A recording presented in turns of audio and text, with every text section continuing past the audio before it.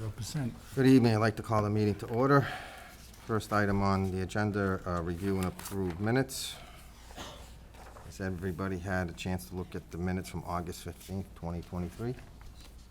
Yes. All right, does somebody want to make a motion? Yes, I make a motion that we approve the minutes from August 2023. Do we have a second? Second. All in favor? Aye. Aye. Next item, signed bills. No bills. Okay. Moving right along. We're going to skip the first meeting because we're waiting for the screens to get up and running, so we're going to skip down to the next one, and it's a new public hearing. Notice is hereby given in accordance with the provisions of General Laws, Chapter 131, Section 40, and the Town of Shrewsbury Wetlands Bylaw and Regulations that Philip Lemieux, 5 Country Way, Shrewsbury, Mass. Has filed a notice of intent for the construction of a garage, pool deck, and shed at 5 Country Way.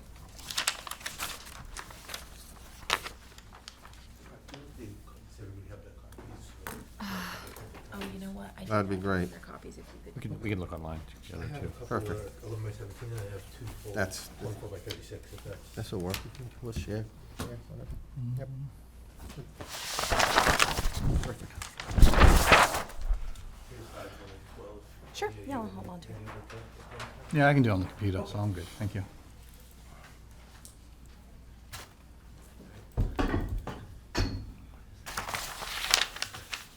Good evening. Good evening, and your name is? My name is Michael Connors. I'm representing Maria and Phil Lemieux. I'm with Remodel Works LLC in town. Okay.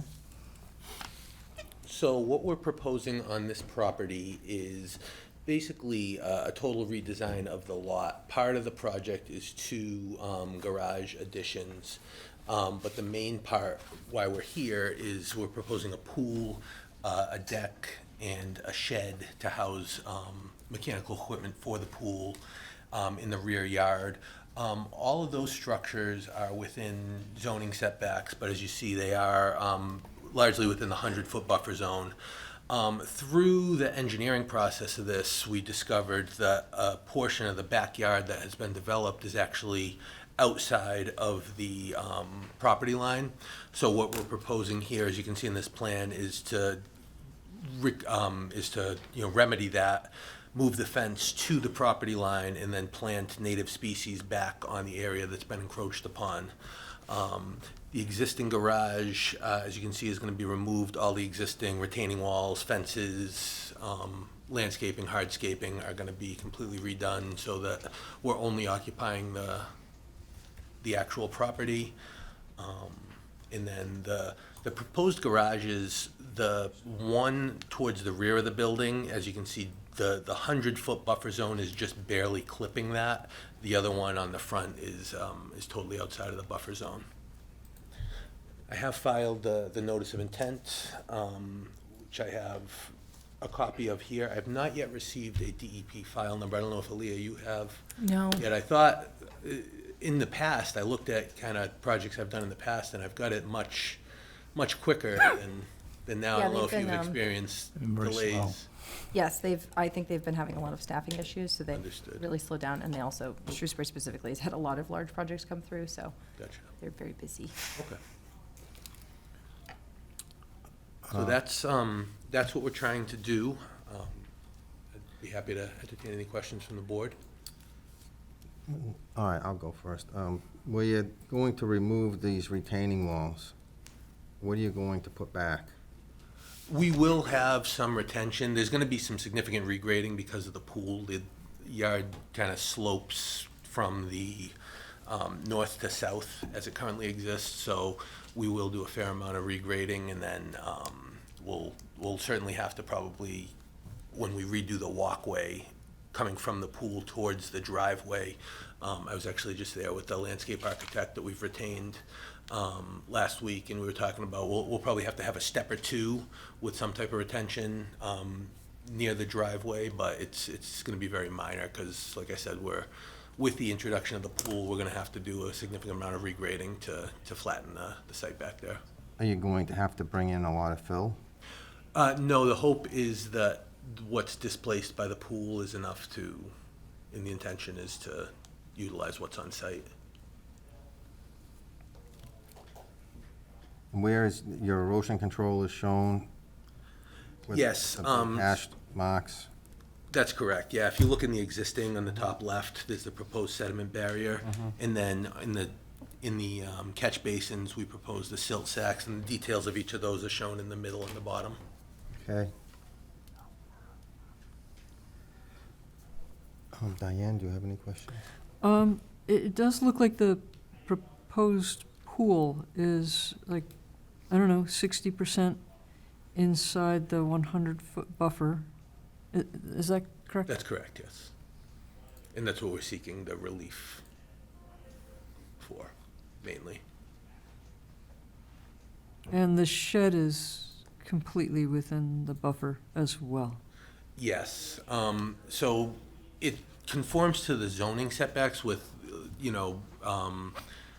regarding accessory structures, but yes, that is, as we have it currently proposed, it is within the buffer zone.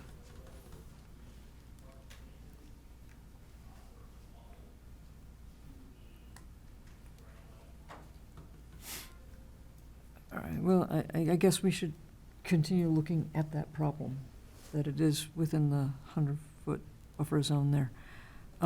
Is there someplace where the shed could go other than where you're putting it? Sure, we could certainly discuss that and potentially move it out of the buffer zone if that's, out of the 100-foot buffer if that's desired. My understanding was the 30-foot buffer was the much more restrictive buffer zone, but if the board would prefer it taken out of the 100-foot buffer, then we'd certainly discuss that with the client. And then also the patio, the proposed patio? Yes, So I'm assuming that that's an impervious surface, is that right? that's correct. As it's currently designed, yes. But we could certainly look into pervious options if that's the board's desire. Like pervious pavers? Correct. Currently, what we're planning on is a travertine with the, travertine paver with the, with just like I'm blanking on the word, the grout, that goes in between the paver blocks. But, yes, currently we're planning on doing that out of impervious material. That's correct.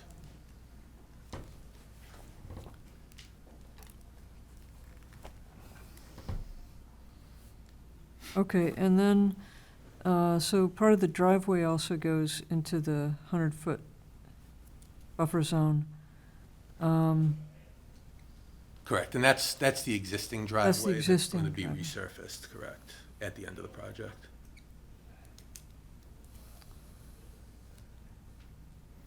Okay, so, Yeah, and that proposed shed, I apologize to interrupt, is, the intent of that shed is to house the pool equipment, and it's also basically replacing that existing garage that you see, which is being removed as part of this project.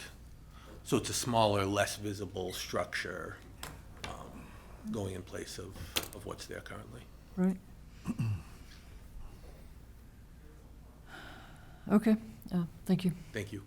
Chris? Do we have an elevation on the shed? I'm trying to see. The proposed shed, sorry, not the existing garage. How far below the north side of the pool is that? 'Cause it looks like there's a retaining wall. Understood. That retaining wall is maybe 6 or 8 inches high. Oh, It's like okay. one Very quarter short, okay. block. Yeah, it's very, very, it's a very slight. They had an above-ground pool located there. That's why that retaining wall exists. And they Gotcha. took I don't know when they took the above-ground pool off. It was before I was involved with the project, but there's evidence of it there. There's an electrical structure there, but it's, that retaining wall, that block retaining wall that's like one 6x6 PT. Okay. And then the one that you see curved is probably maybe 1 or 2 courses of the small Versalock brick. So it's a very, very minor. I apologize for not having the clear elevation data on That's that. all right. It's a very slight slope. I would say over the course of the lot, it maybe drops a foot to 18 inches over the whole rear lot line. Okay. I don't have any other questions. Thank you. Thank you. Andy? Just a couple of things, I guess, just technically. So you're doing work on town property, correct? Yes, sir. Has that been coordinated through the town? Because technically you should file a notice of intent for that, because it's a separate owner.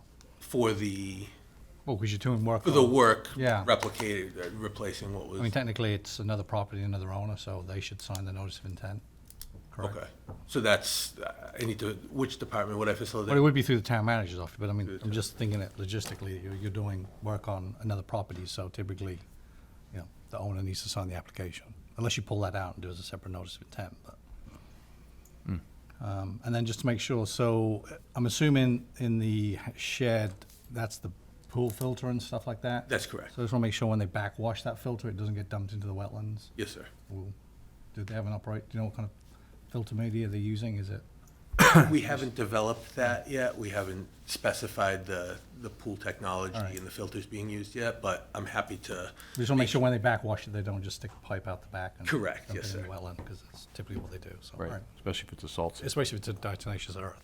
Just to clarify your first point, Mr. Truman, the, filed a notice of intent, so did you say add Shrewsbury to the notice of We intent? really, they filed, really or should sign it, just- because if you look under the notice of intent, you know, we're the owner of the property. Sure. So is that a separate notice of intent, or is that And we could probably modify this a one. I don't know. modification to this one? Yeah, I think we could add yeah, I would coordinate with the town manager's office to see if a signature sheet could be added, or if the town manager's office would prefer that a separate notice of intent be filed. I mean, we've run into this before, you know, Yep. on a property.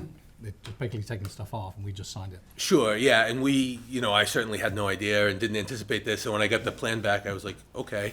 So they, So we didn't catch it. the engineer stated that typically, this isn't totally uncommon, and No. that typically, as long as we replace it with vegetated, native vegetation, that it's usually agreeable to all the parties, but we certainly want to do the right thing and Yeah, so get it back we'll to. coordinate and just get it signed by the town manager's office.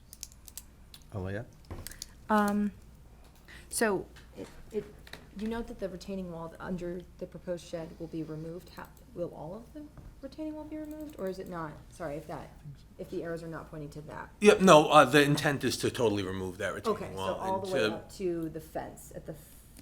Correct, and I believe it was Mr. Polito's question about, what was gonna be done in its place. Our intent is to level the lot and minimize any need for retention if Okay. at all possible, and eliminate it if at all possible, based on the pool.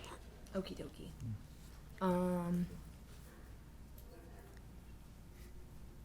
And then, so you noted that the native species will be replanted on the town-owned land behind the fence? That's correct. You have I'm sorry, if you demarcated, like a species list or a, how are you planning to plant, like, plantings or like seed mix or?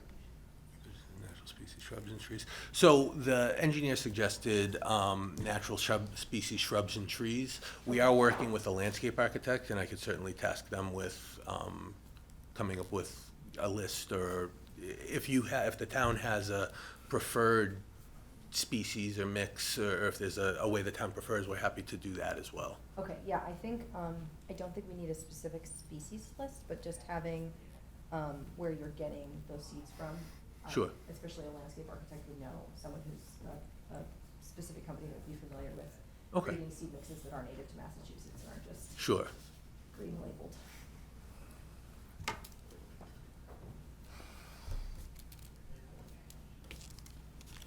Is that it?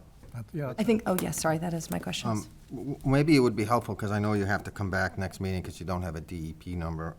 It would be helpful maybe if on the proposed plan, you remove all of the structures that you're going to be taking out and just show what you're going to be doing on the proposed work. And then you could also show a little bit more of what the grading elevations would be.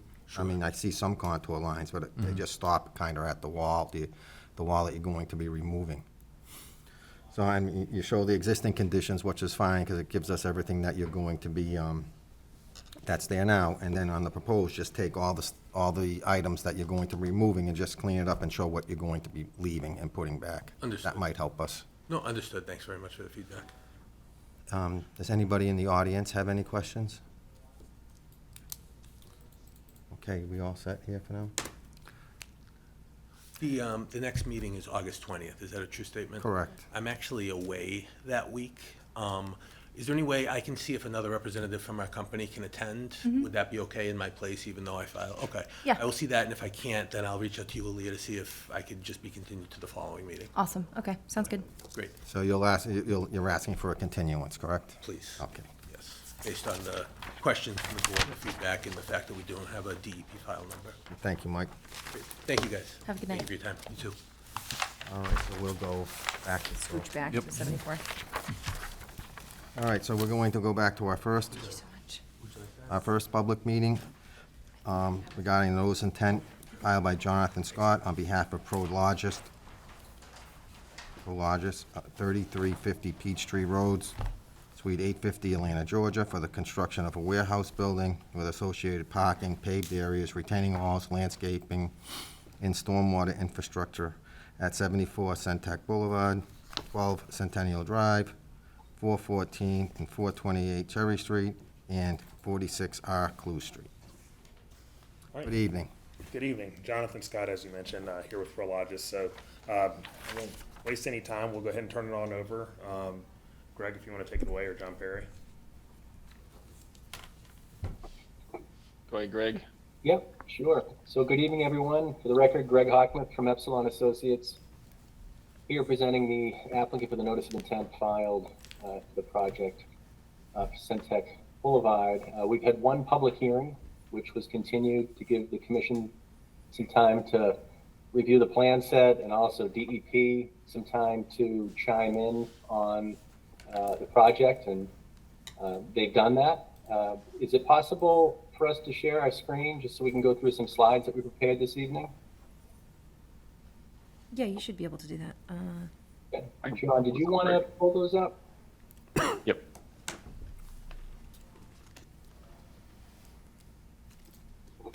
Perfect. Thank you. Yeah, so at the last hearing, we gave an overview of the project.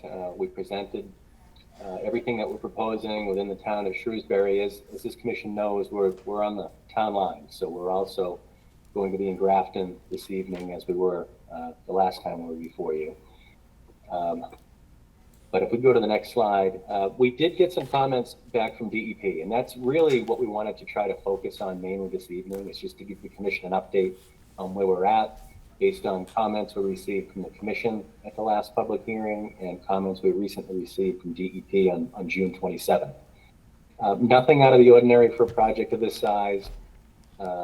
We will go through the comments real briefly. One of the main comments DEP was looking for was just some additional soil test pits to be performed.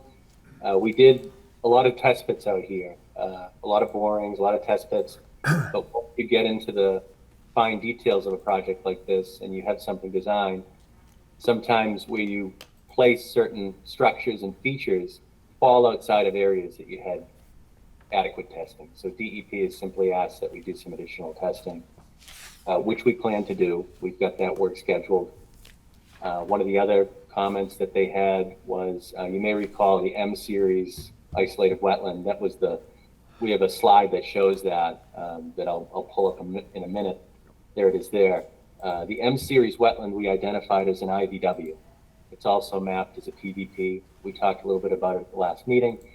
But what we didn't do for that wetland was calculations to determine whether or not it was isolated land subject to flooding under the State Wetlands Protection Act definition.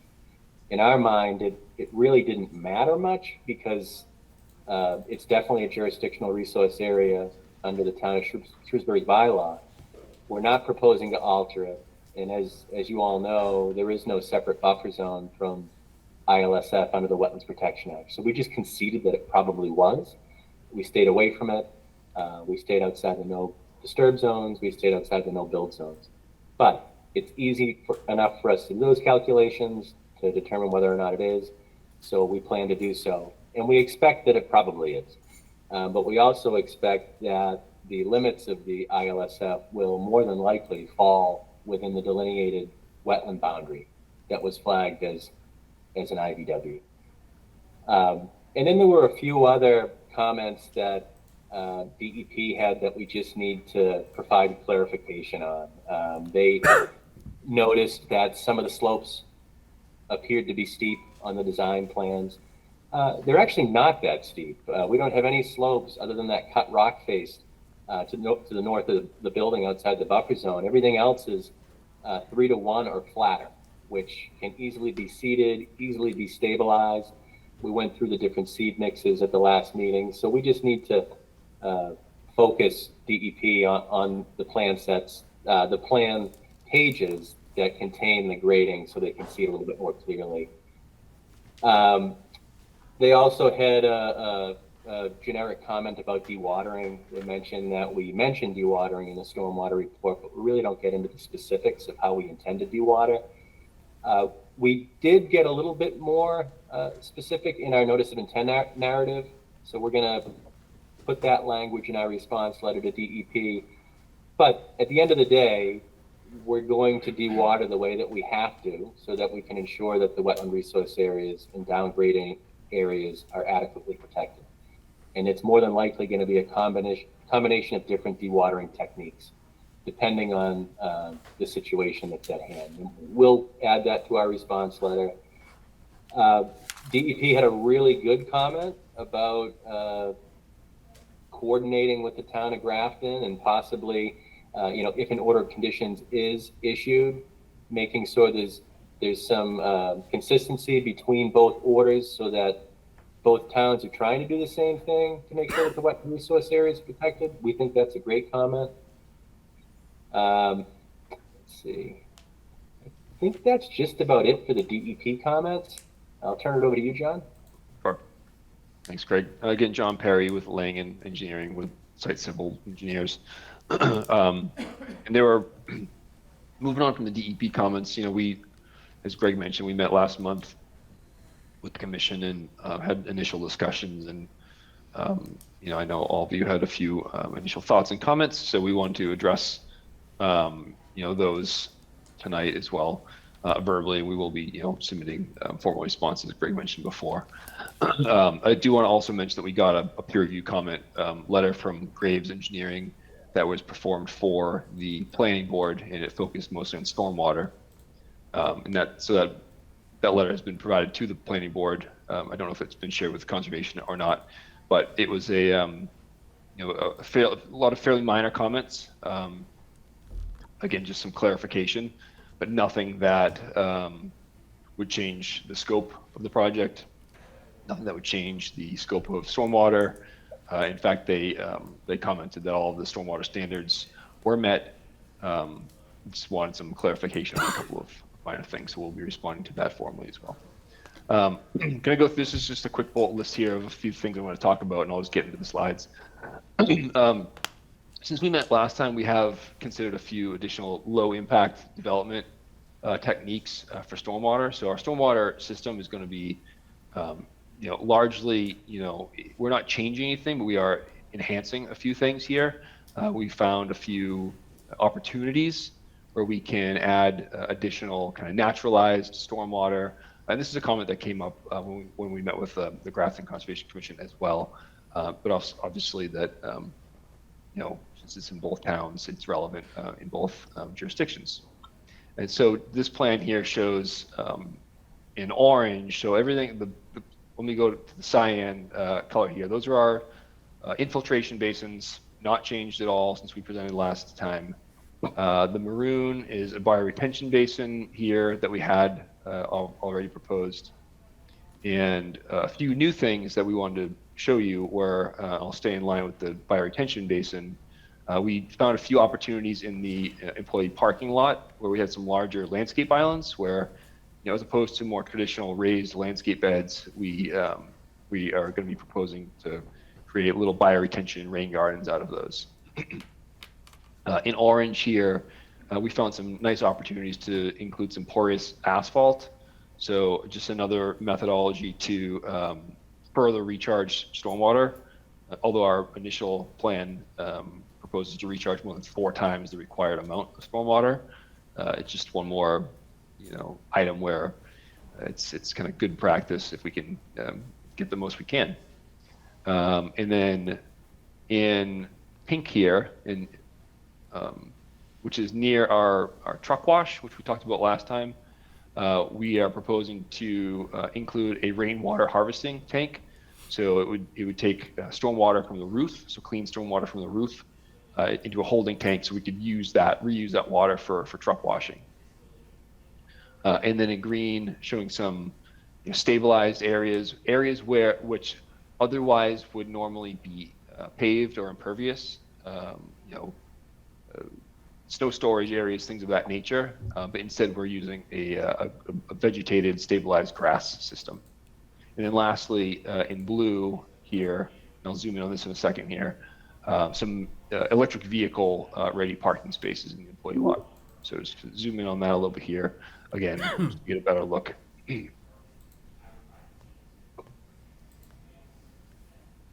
So just a quick image, some stock images of some of these items here. Again, just infiltration basins. That's our mainstay in the stormwater system for this site. We have a lot of really good soil on site where we are able to get water quality treatment and recharge using a nice naturalized look with some plantings and some vegetation in the basins. Again, this is where like a bioretention area or kind of a rain garden pocket would look like, as an example. And this is the porous asphalt, porous pavement.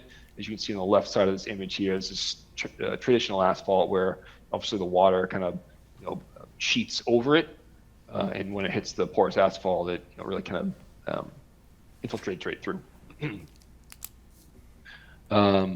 One thing that I may have glossed over here is we have some truck parking spaces within the warehouse area, and behind this curb, typically there's an asphalt strip so that you can walk behind and do inspections of the cars. In this case, to try to limit impervious area and maximize pervious area, that asphalt is going to be gravel instead.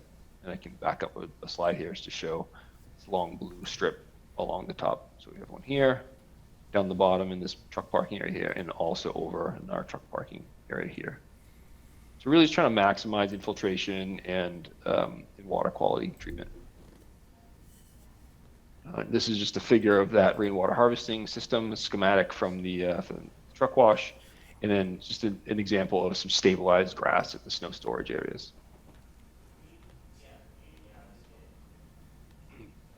So we discussed last time connectivity, of potential habitat within the vernal pools and the wetlands on site here.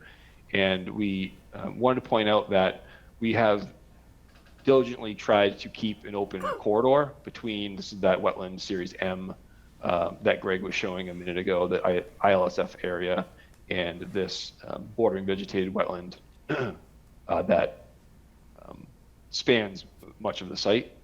So we deliberately did not connect the employee parking lot to the warehouse area, save for just the emergency access road, which is required for safety purposes. However, that would be gated on both ends. We are proposing to use a pervious surface, so there's no traffic going through there ever. So this is an open corridor, and it is, except for this very short piece of pervious pavement, green space. We have a stormwater detention basin here, but we have a nice flat area where habitat critters could migrate back and forth.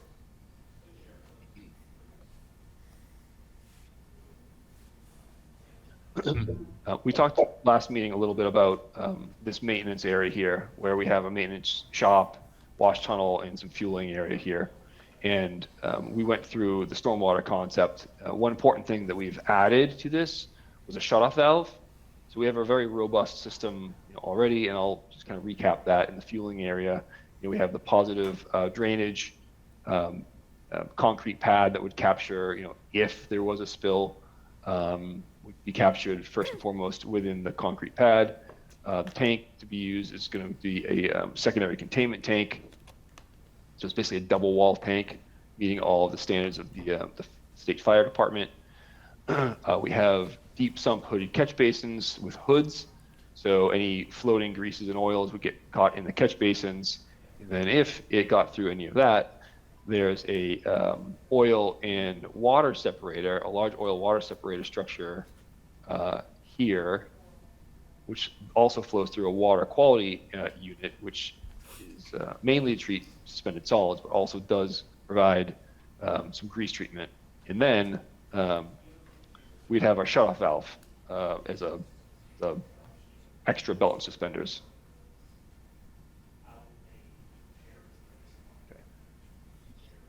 Okay. So there was also some questions about snow storage on site.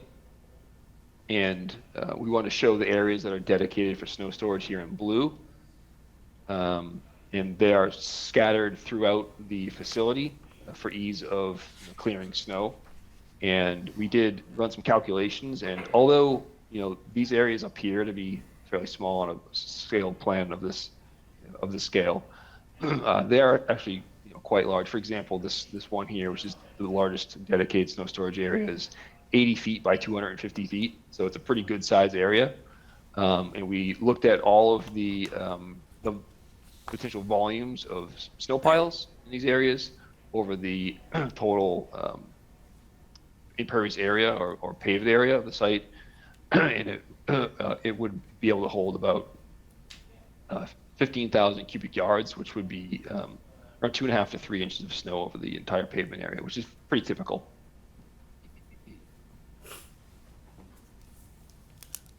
Site lighting. We want to show here that we're lighting only what we need to, and the lighting fixtures on site will have house side shields, LED fixtures with shields at the fixture itself, at the bulb itself, not a shield like on the pole, which is kind of the older way to do it. It's got a much better control. And there's an image here of a similar facility, and as you can see, just beyond the curb line, it's pitch black. And you don't see, the glare. Those lights point downward and only shine on what is intended to be lit.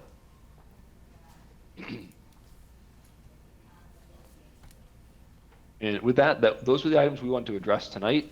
Again, we will be submitting the responses to DEP to those comments, which the commission will be copied on, as well as submitting some responses to the Graves peer review letter. But again, everything was fairly minor in nature. So thank you. Happy to answer questions. Okay, Diane? Okay, there's a lot of information here, so I'm just going to start with some questions. All right, so the orange lines where that showed where the pervious pavement would be? Yes. Yeah, that's right. Is it possible to increase the amount of pervious pavement? So we looked at areas where it made sense to include that based on the site grading. We want to put the pervious pavement at low points, essentially. In the way this portion of the parking lot is graded, a good portion of it is pitched down towards this curb line. So that would be at a low point, essentially, and it would capture most of that water. And then in this more western area, there isn't really a gutter line. It more sheet flows from plan north to plan south, if you will. That's why we have these few strips here. So it was a means to be, I guess, efficient with the use of the pervious asphalt. Okay, so if I can say that back, you planned the pervious pavement so that water would flow towards it. Correct. Is that correct? Yeah. And I believe that what I understand about pervious pavement is that it doesn't need a whole lot of salt because once it's plowed, ice doesn't tend to form there because water that is there simply goes right down through. So will there be a lot of salt in melting snow or ice that goes then through the pervious pavement? We can work with the tenant and the facilities folks on their snow removal plan.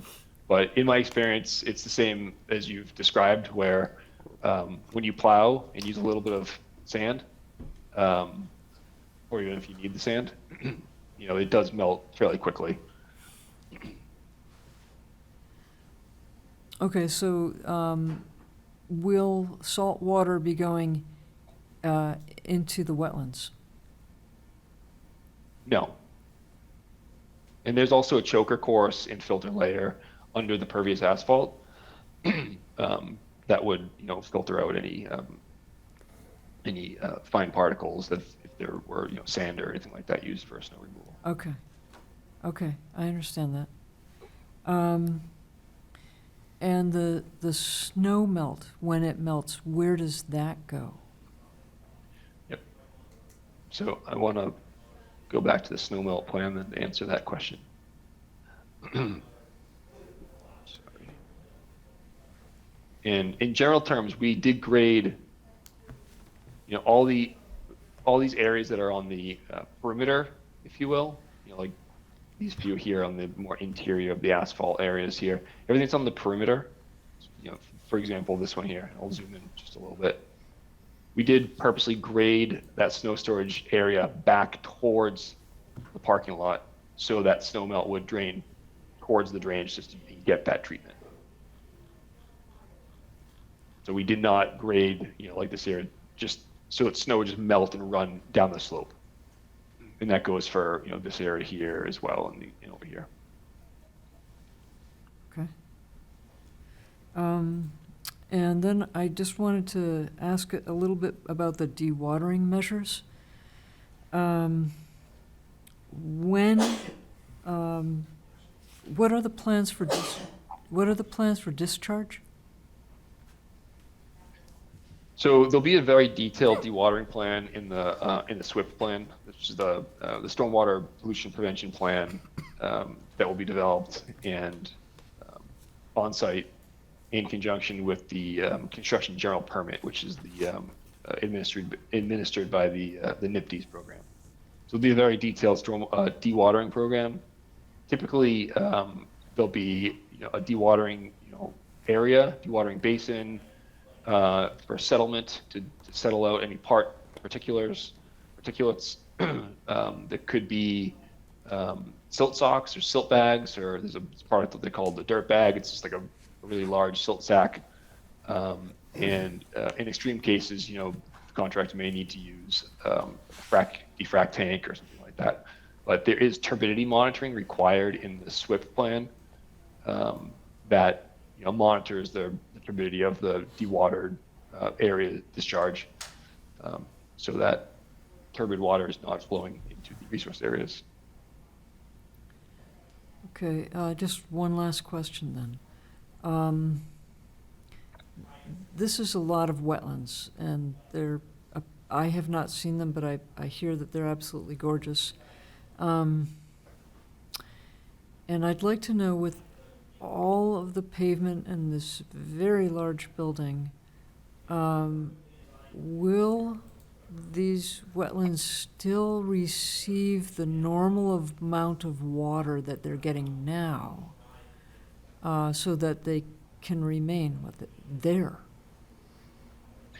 Yes, we were actually very deliberate in our stormwater planning for the site in order to maintain flow rates to the wetland areas.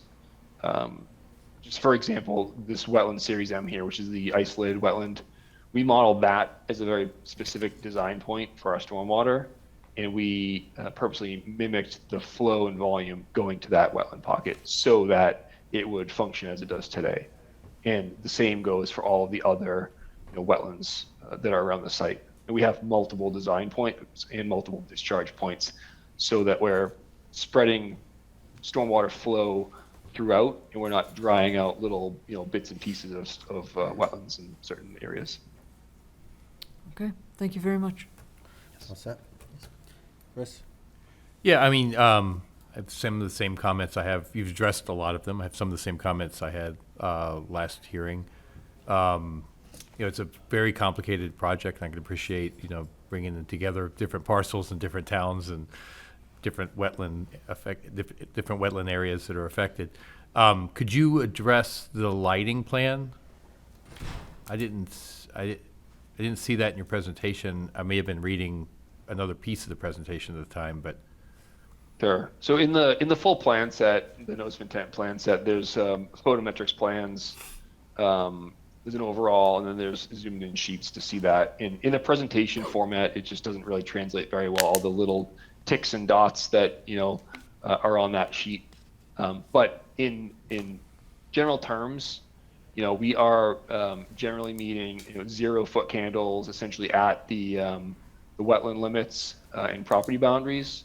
There may be very, very slight spill shown on those plans, but those plans model the site as, the way the software works is it models it as a flat site with no trees. So, if you see, a bit of light going, into the tree line, that's not really necessarily true because it doesn't take account the existing tree line that will remain there. Okay, and what page is that in the plan? So I can go to it later. Yeah, it's the LL series. It'd Okay. be towards the end. Okay.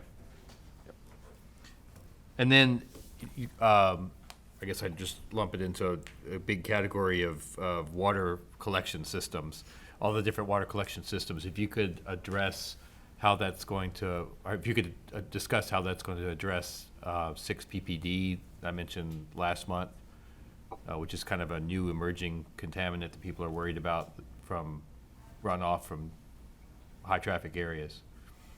Yep. So, 6 PPD we've seen can be an issue at like tire recycling plants or areas of like junkyards, things with a lot of rubber, recycling, things of that nature. But where it's just normal vehicle traffic, that hasn't appeared to be a concern. Okay.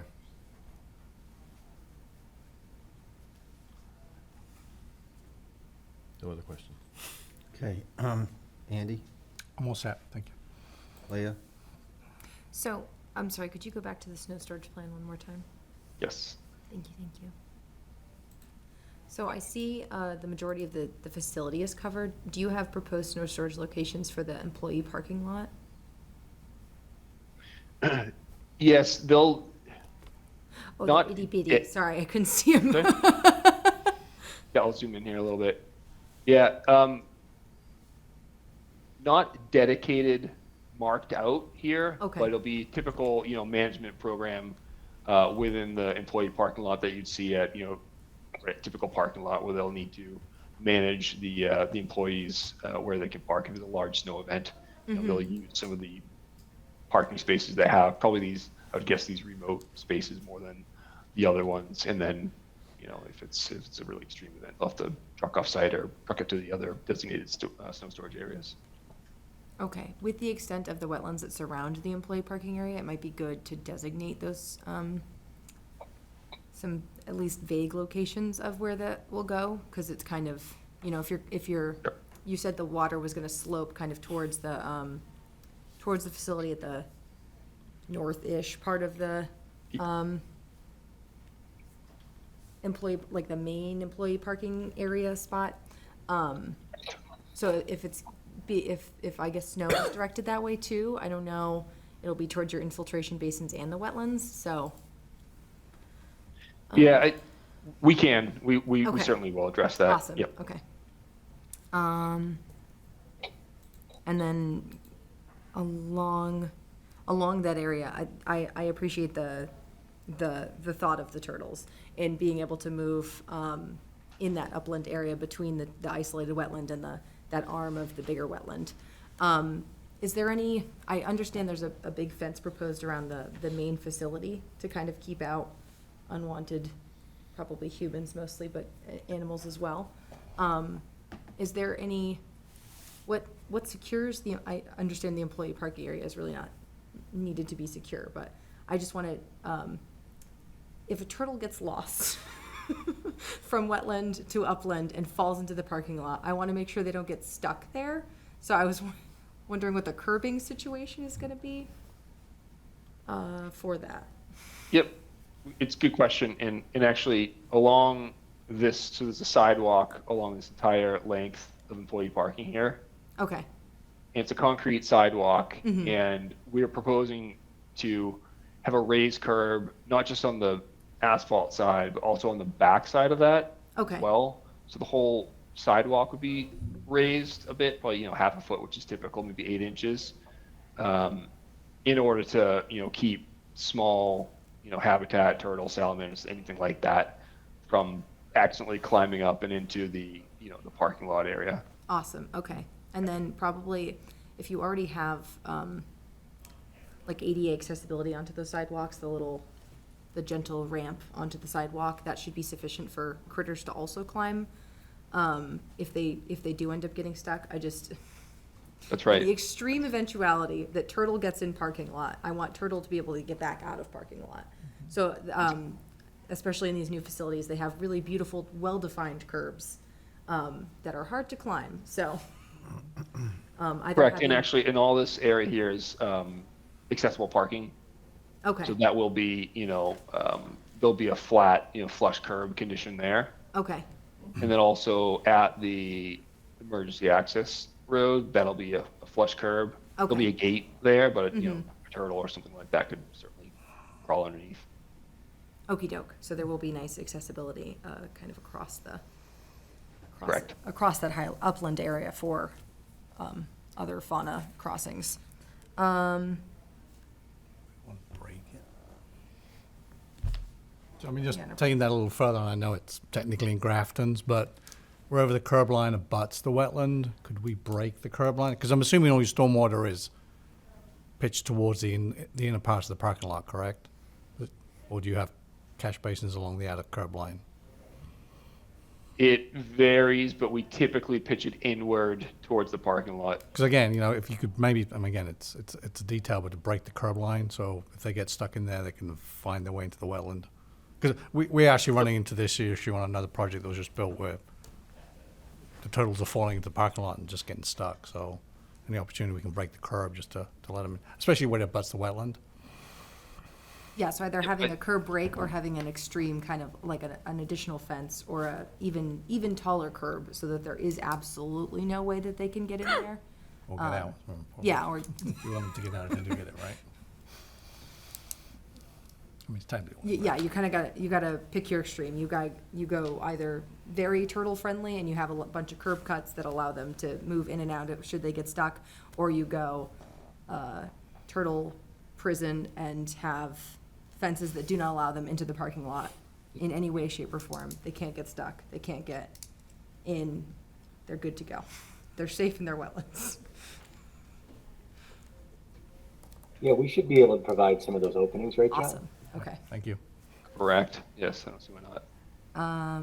And then to scooch along, do you know if I'm sorry, I haven't gone through the entire stormwater O&M plan.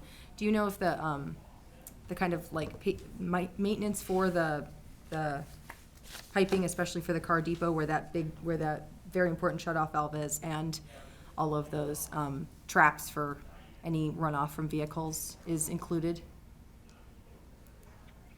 Sorry. It is, and Okay. it is in general terms, but there's also another, there'll be another site-specific operations and maintenance plan just for that area, for the Awesome. fueling area and the truck wash. Okay. That their, facilities folks will have. And there'll be people that are trained, specifically for those processes in that area. Okie dokie. Perfect. Thank you. I think that's it for questions for me. Okay. Anybody in the audience have any questions on this project? Okay. There being none, so would you like to continue us to our next meeting? Yes, please. Answer these questions, August 20th.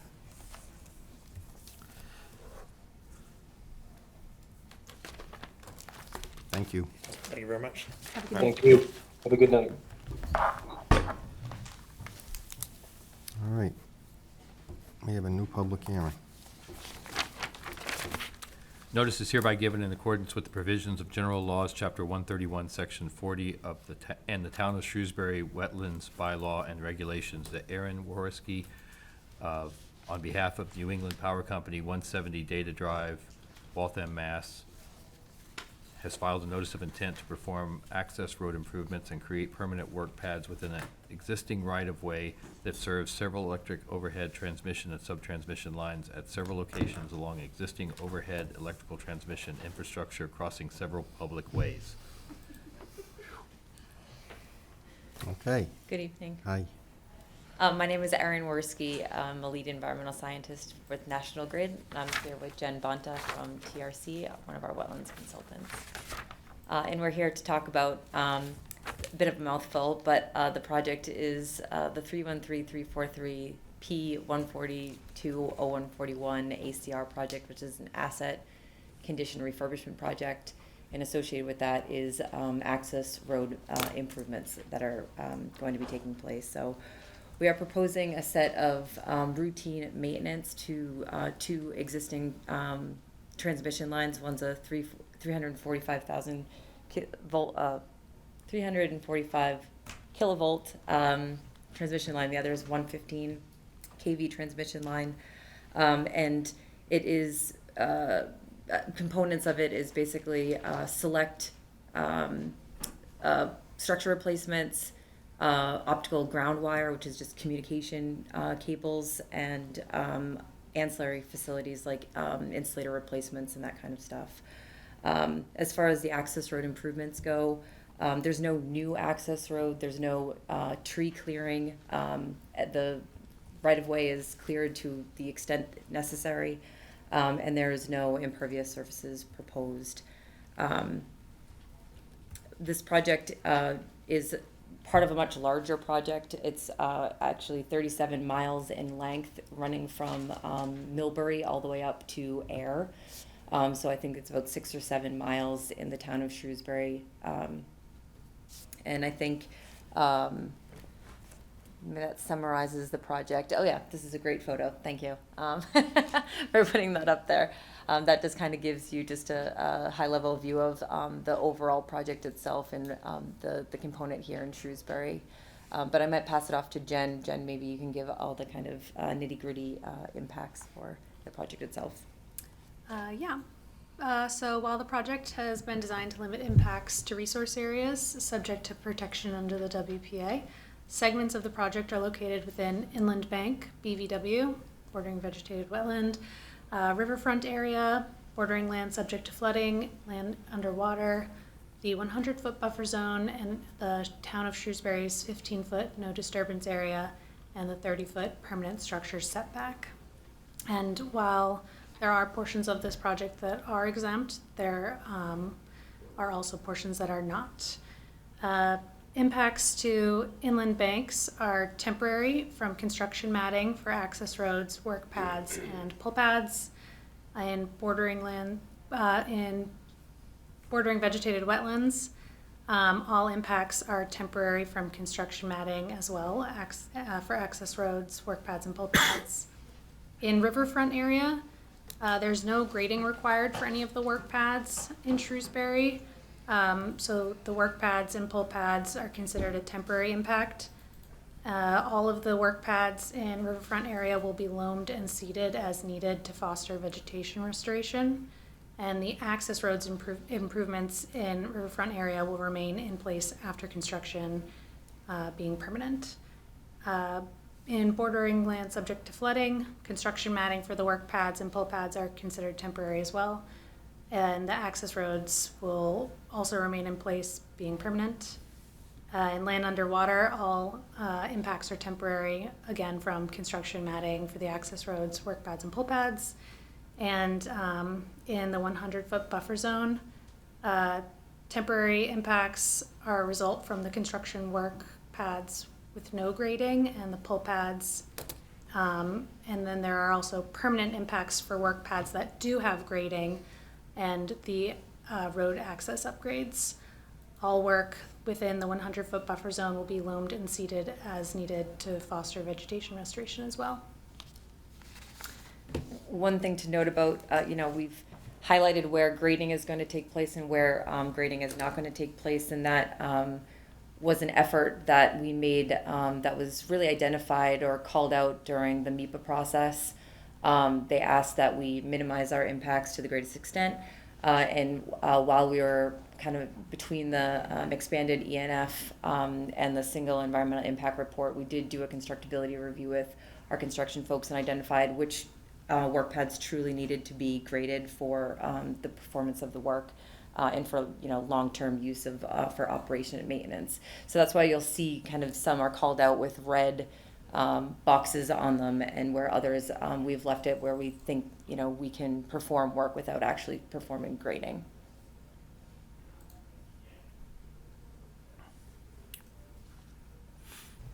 Yeah, the right of way is basically from Sargent Island, kind of on the Grafton side of things, north to Seawall Brook.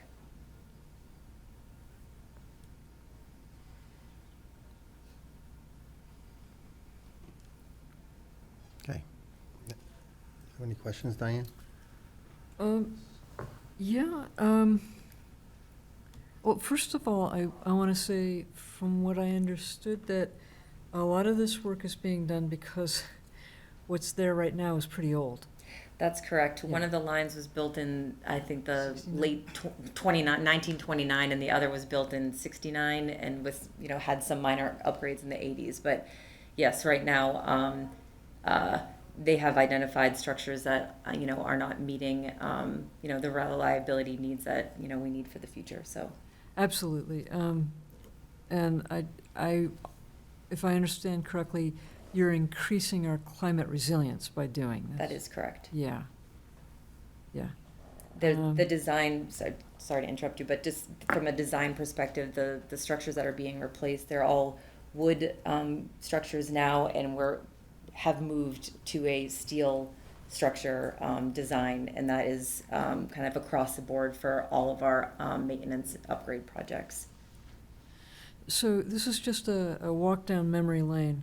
My family comes from up in Maine, and I don't know how many decades ago, it was maybe 3 decades ago, there was a massive, I believe, ice storm that pulled down all these structures for miles. It was just horrific, and you can still see the scars, where all the trees came down and everything.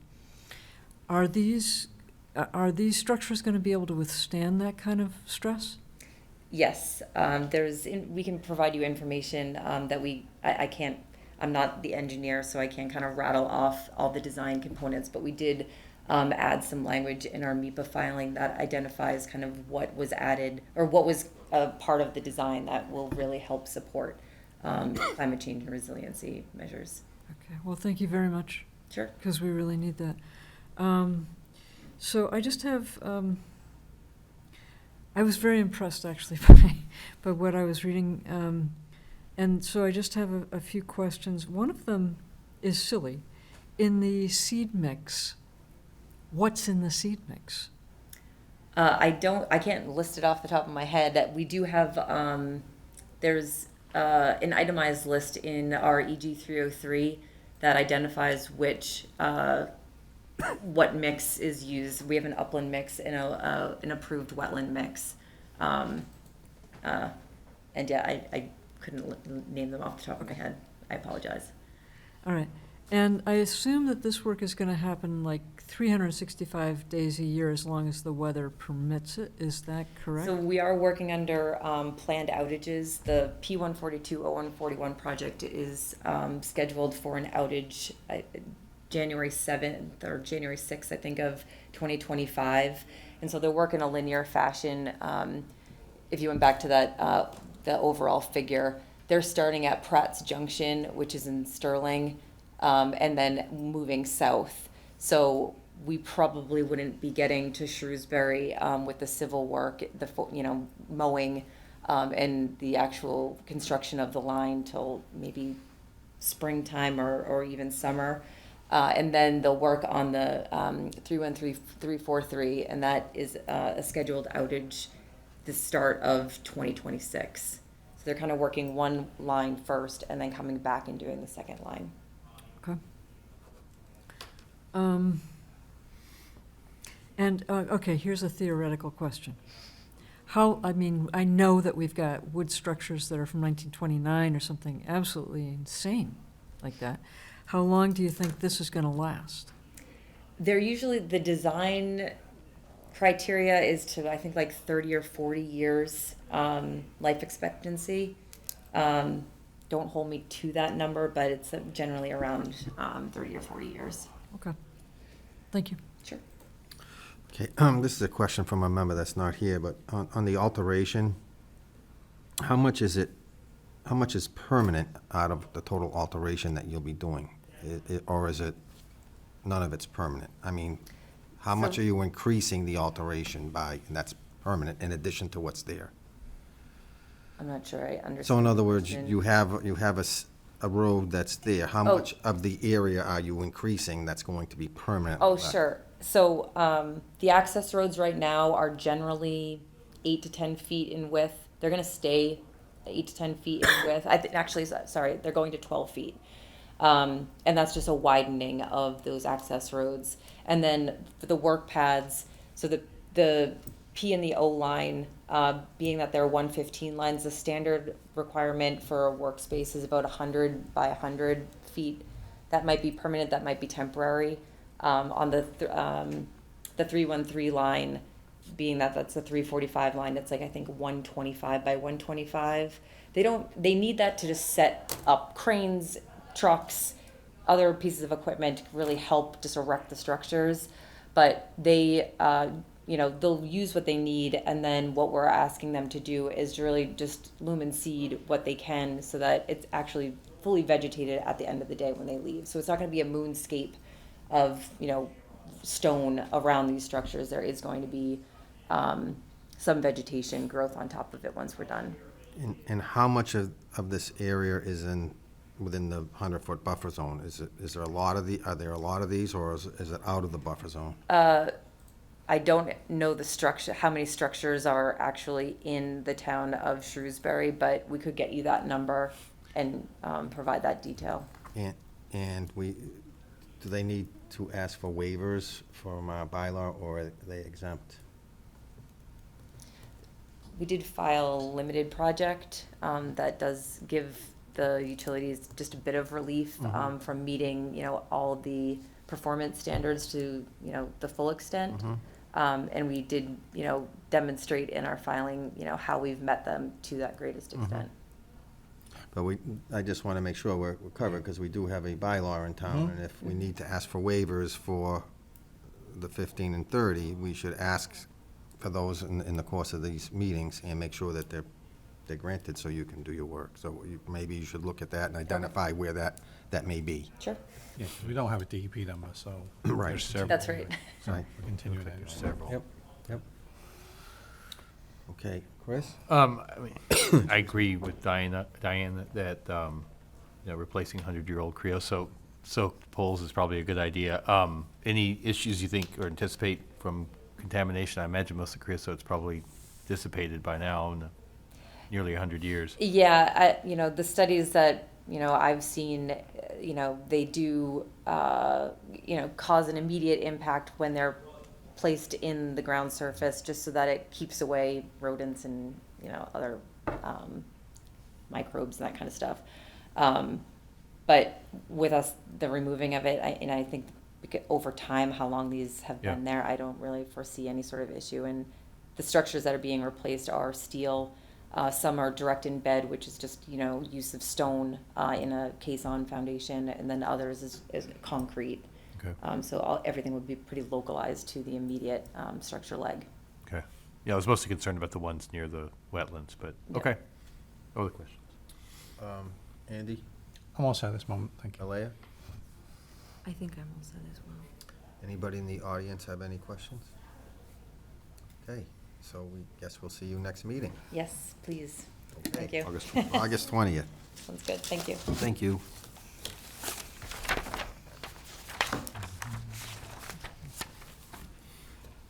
So it's 5 Water Street. You, right? Yep, new one, yep. Notice is hereby given in accordance with the provisions of general laws, Chapter 131, Section 40, in the Town of Shrewsbury Wetlands bylaw and regulations that George Stalcup, 5 Water Street, Shrewsbury, Mass. has filed a request for determination of applicability for the installation of a fence at 5 Water Street. Somebody Hey, here? can you guys hear me? Yes, they'll be joining us virtually this evening. Okay.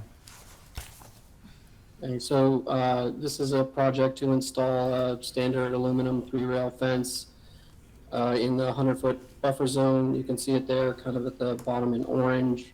This is part of a permitted fencing plan that's already, just the upper portion's already been installed, so this is really just the lower portion in the buffer zone. The plan is to install the fence along the property lines between 7 Water Street, 154 and 158 South Quincy, up to the lake edge. The lake edge at this location is about a 6-foot or 7-foot bulkhead. It's concrete. The last posts will be installed into the concrete. They should be backfilled. The bolt holes will be backfilled with hydraulic cement. This area is a groomed lawn, so there's no plants being removed or anything really being disturbed by this. It's just going to divide the lawn between the properties. It otherwise has been approved by planning and zoning and stormwater. Given the nature of the fence, I don't anticipate that there's any erosion issues. This is not a significant land disturbance as far as I can see. And they're really, this area is fairly built up, so there is sort of limited wildlife in the area other than birds, some small mammals, eastern cottontails. There's a Virginia possum that lives in the area, so those animals should all be able to pass freely through this fence. Any animal that can get in can certainly get out. And the bulkhead is a pretty effective barrier for amphibians at this point. Certainly if there's a turtle that's intrepid enough to go up the bulkhead, I assume that it can go back down the bulkhead, so I don't see any barrier to wildlife in this area. I'm happy to answer any questions about it. What type, do you have a picture of the fence that you're going to be installing? Yeah, the application should include, the spec sheet for it. So this does not have a bottom rail. The pickets extend to the ground, or they don't actually extend to the ground, but they extend below the bottom rail. So, and like I said, anything that can get in can certainly get out. It is part of a larger fencing project, so it's not that installation of this fence will create an area where wildlife can be trapped. This is included in upper out of the buffer area fence, so it should create really no barrier to movement. No trapped turtles is really the key here. Okay. All right. Is that your presentation? Yes, sir. If there's anything else, I'm not an environmental engineer.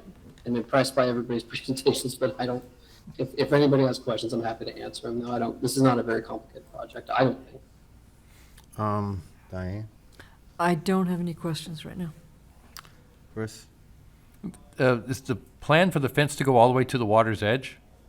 Well, so there isn't, the water's edge is a little variable, but it goes to the bulkhead. The bulkhead then slopes down pretty steeply into the water, so it won't touch the water. It won't go, it'll be like 6-7 feet above the water because there isn't a natural shore at that location. Yeah, it's a concrete. Okay. So it'll go to the edge. It's of not a that. natural shoreline, no. Okay. So you're going to be putting the fence across the top of the stone, Yes, right across, and you'll have a gate there to access your dock? that's correct. Andy? No, seems pretty straightforward. Aaliyah? I think that was my question, if it would cut across the bulkhead, because the image doesn't show it cutting across, but that should be no problem. Sorry, I can certainly submit an updated if it's not clear, but yeah, we do intend to cross the bulkhead. Okay. And then there will be a gate installed. The gate should be maintained closed. It's largely to keep our little ones off the dock. I had something, but all right, we're gonna ask, anybody in the audience have any questions? Can you come up and state your name and?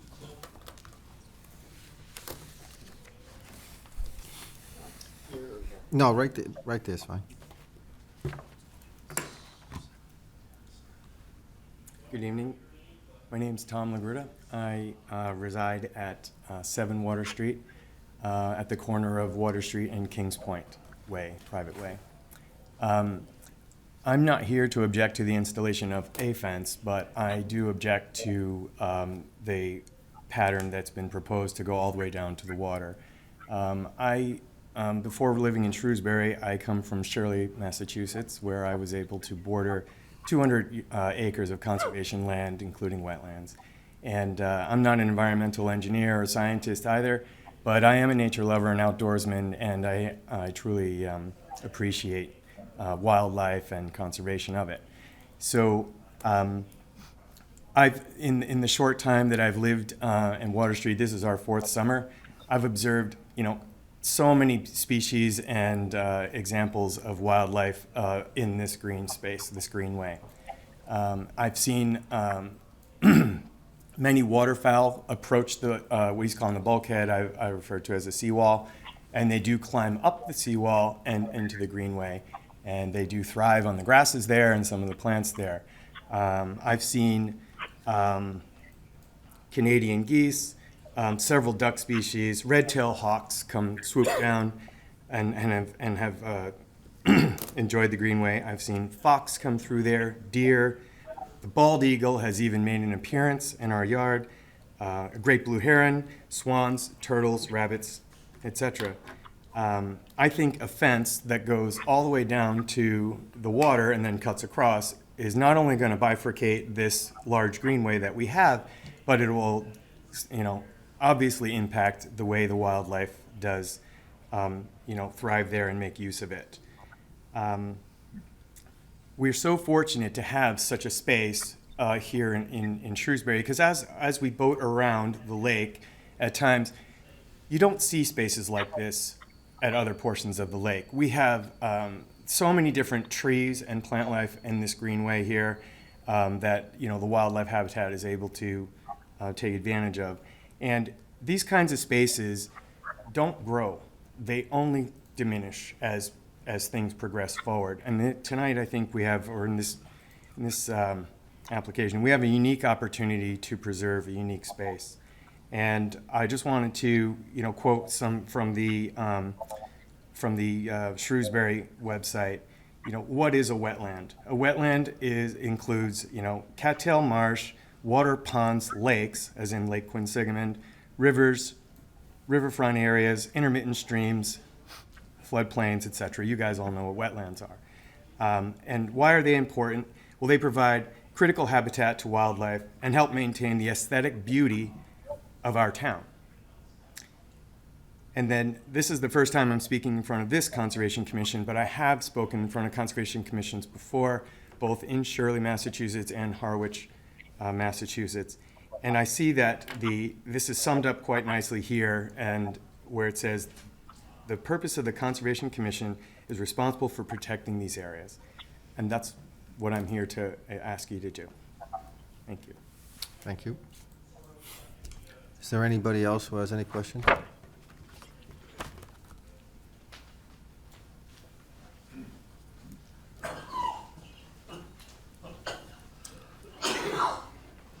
Hi, my name is Mike Bellino. I live at 15 Water Street. I'm an abutter to this fencing project. I did give out a handout that I've handed out to all of you, if we could just take a peek at that. So my wife and I owned all 3 lots at one point, and when we owned them, we subdivided one of the lots into 2, creating 3 lots. So we were actually in front of this board 20 years ago with this subdivision when John Dillon purchased the property to build his house. And so when we went through that process, we came up with a list of constraints on the property. And for whatever reason, when we went through the sale of the property, the constraints were carried on 2 of the 3 properties.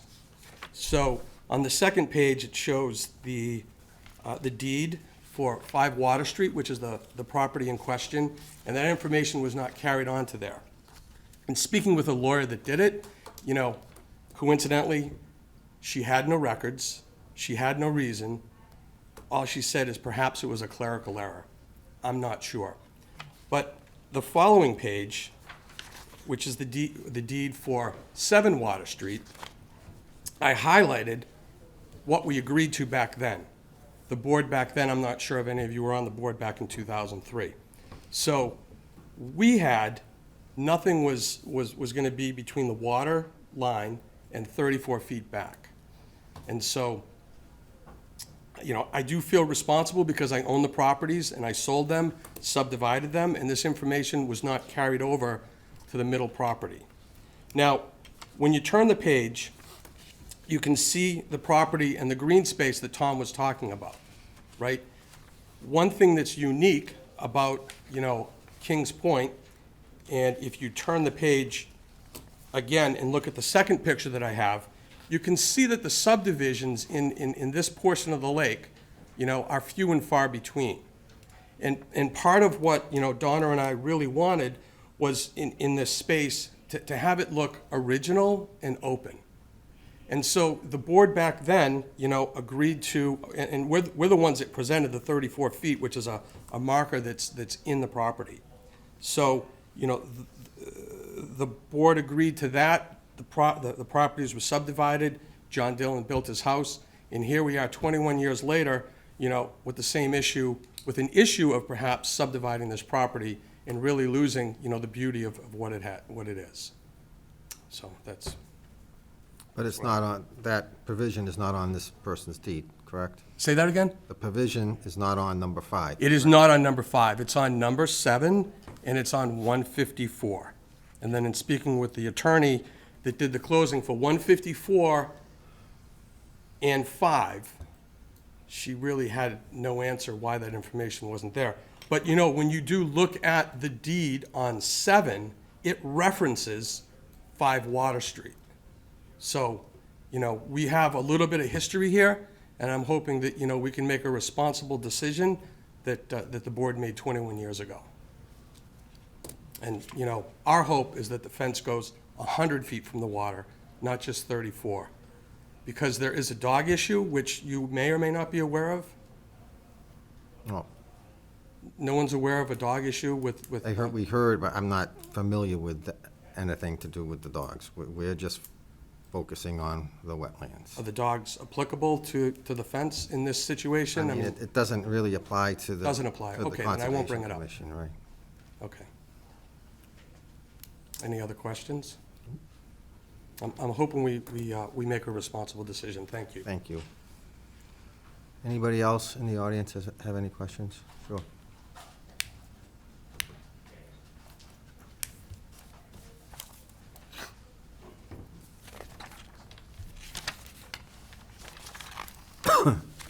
Hi, my name's John Salem. I live at 6 Kings Point in Shrewsbury.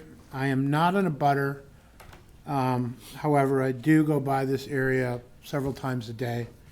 And my concerns are and I have no objection to people building fences. I just object to the way this one is proposed.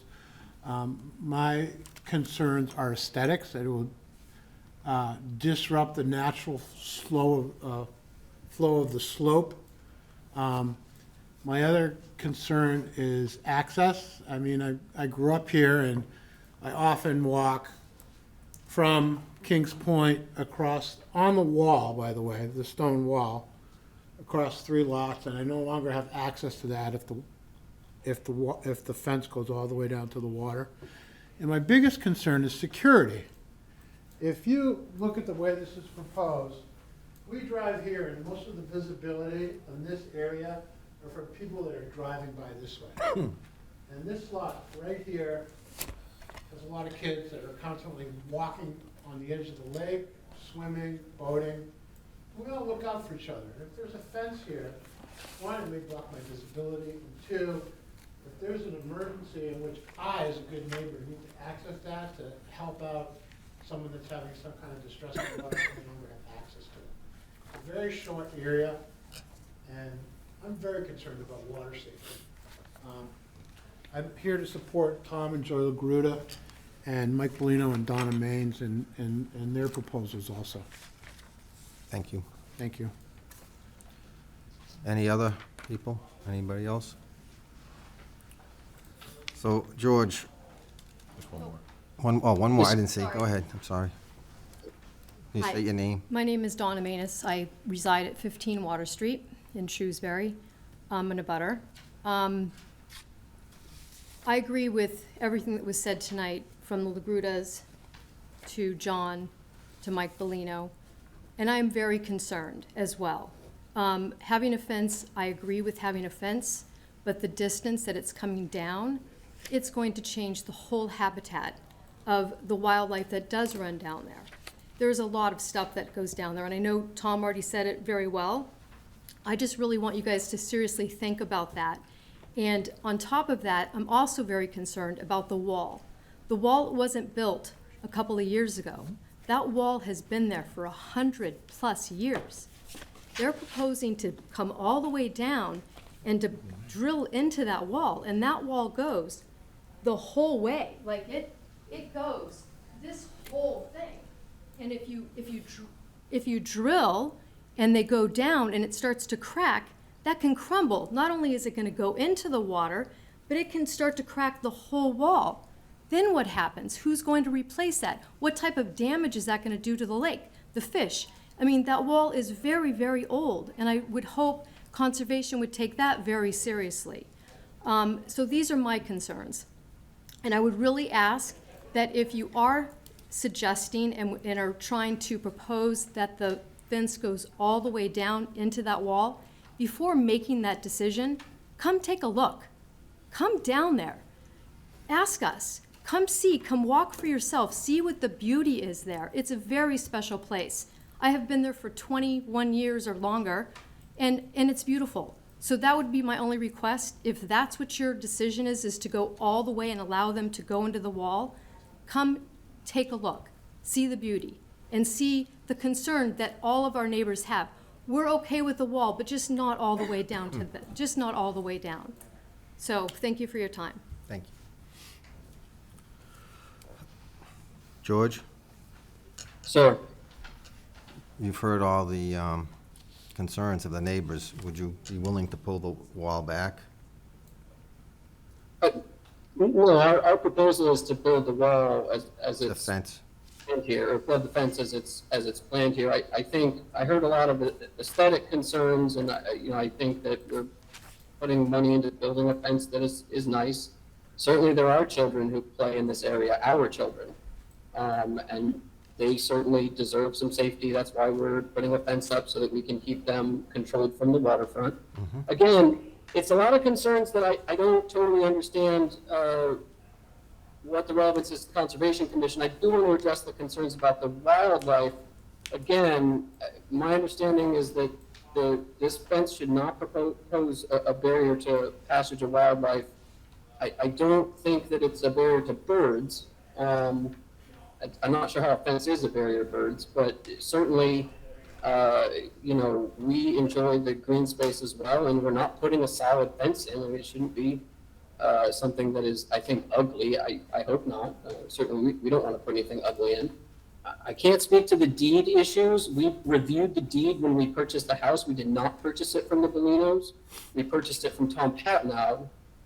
So I couldn't say, like, we reviewed the deed and we bought the property we bought. And I can tell you that we would have made a different decision if there were all these, restrictions on it, but there weren't, and so we didn't.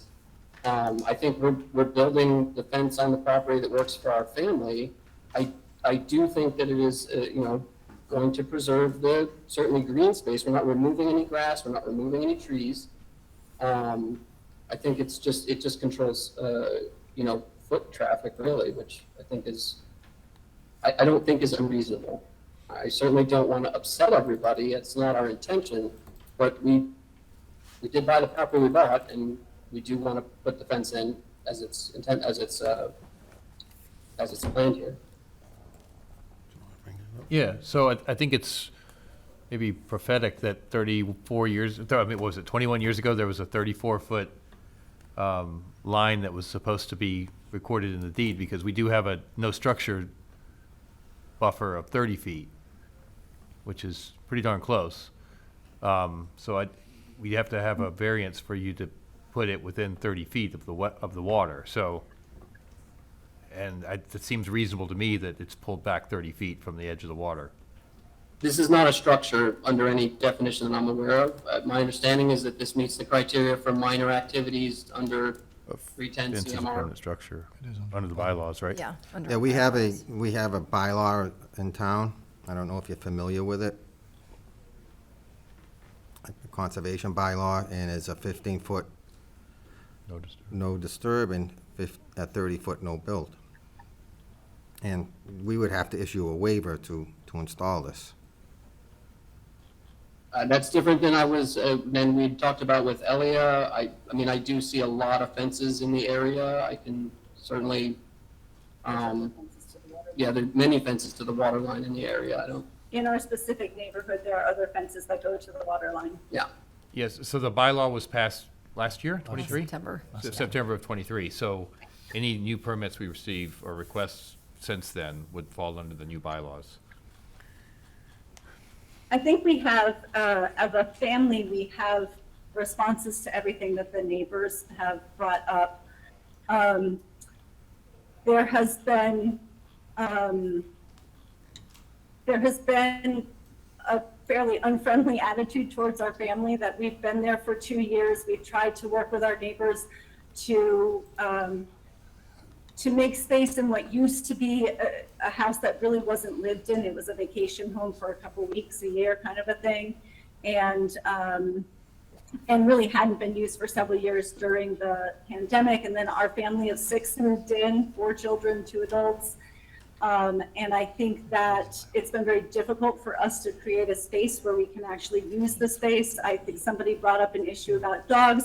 We actually can't put our dogs outside at all right now because the neighbors are so aggressive about the dogs and uninformed about them, frankly. So I think, we have 2 young children, 8 and 6, that we definitely need to have better safety in terms of access to the water. And we would like, as a family, to be able to enjoy our own yard. I think what this really comes down to, several people who spoke are not abutters to us. The Bolinos are not 15 Water Street. We do not touch that property. But they do feel a lot of ownership of our property, as you heard Mr. Bolino talk about. And I think that at heart, what they want is to be able to use the lawn that they have become accustomed to using. And unfortunately, they haven't been able to work with us over the course of 2 years to come to an agreement on how to share our lawn, frankly. Yeah. And again, I would just say, I'm not seeing fence specifically listed in the structure, in the definition of structure. What I see is that fence, stone wall, hedge, or enclosure constructed within the buffer shall not restrict the movement of water or wildlife, which is, essentially the same language as the Wetlands Protection Act. So again, I'm not seeing fence in the definition of structure. I think it's actually specifically called out as not a structure because otherwise you would have said fence, stone wall, hedge, or enclosure.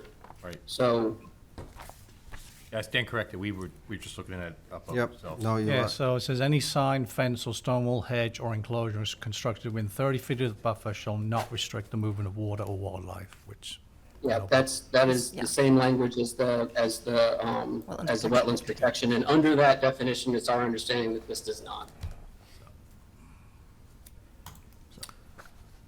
Okay. Some wildlife. Wait a minute, if you want to speak, please come up. Please come up so we can get it recorded. We have to do it for the minutes.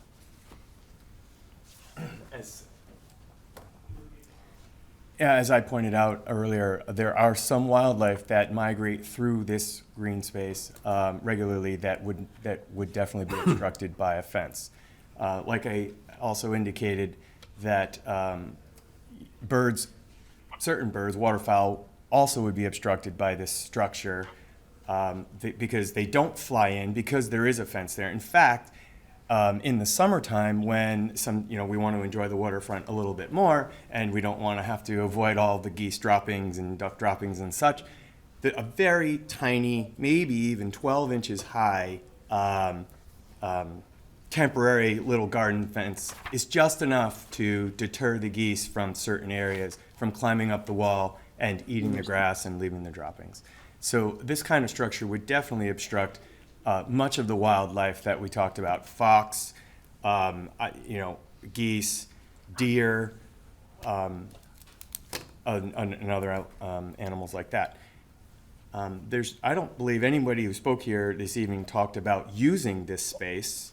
It's private property and it's well-defined, or I should say it's well-understood property lines. It's more about preserving this space as conservation, conserving this space and keeping this green space, intact.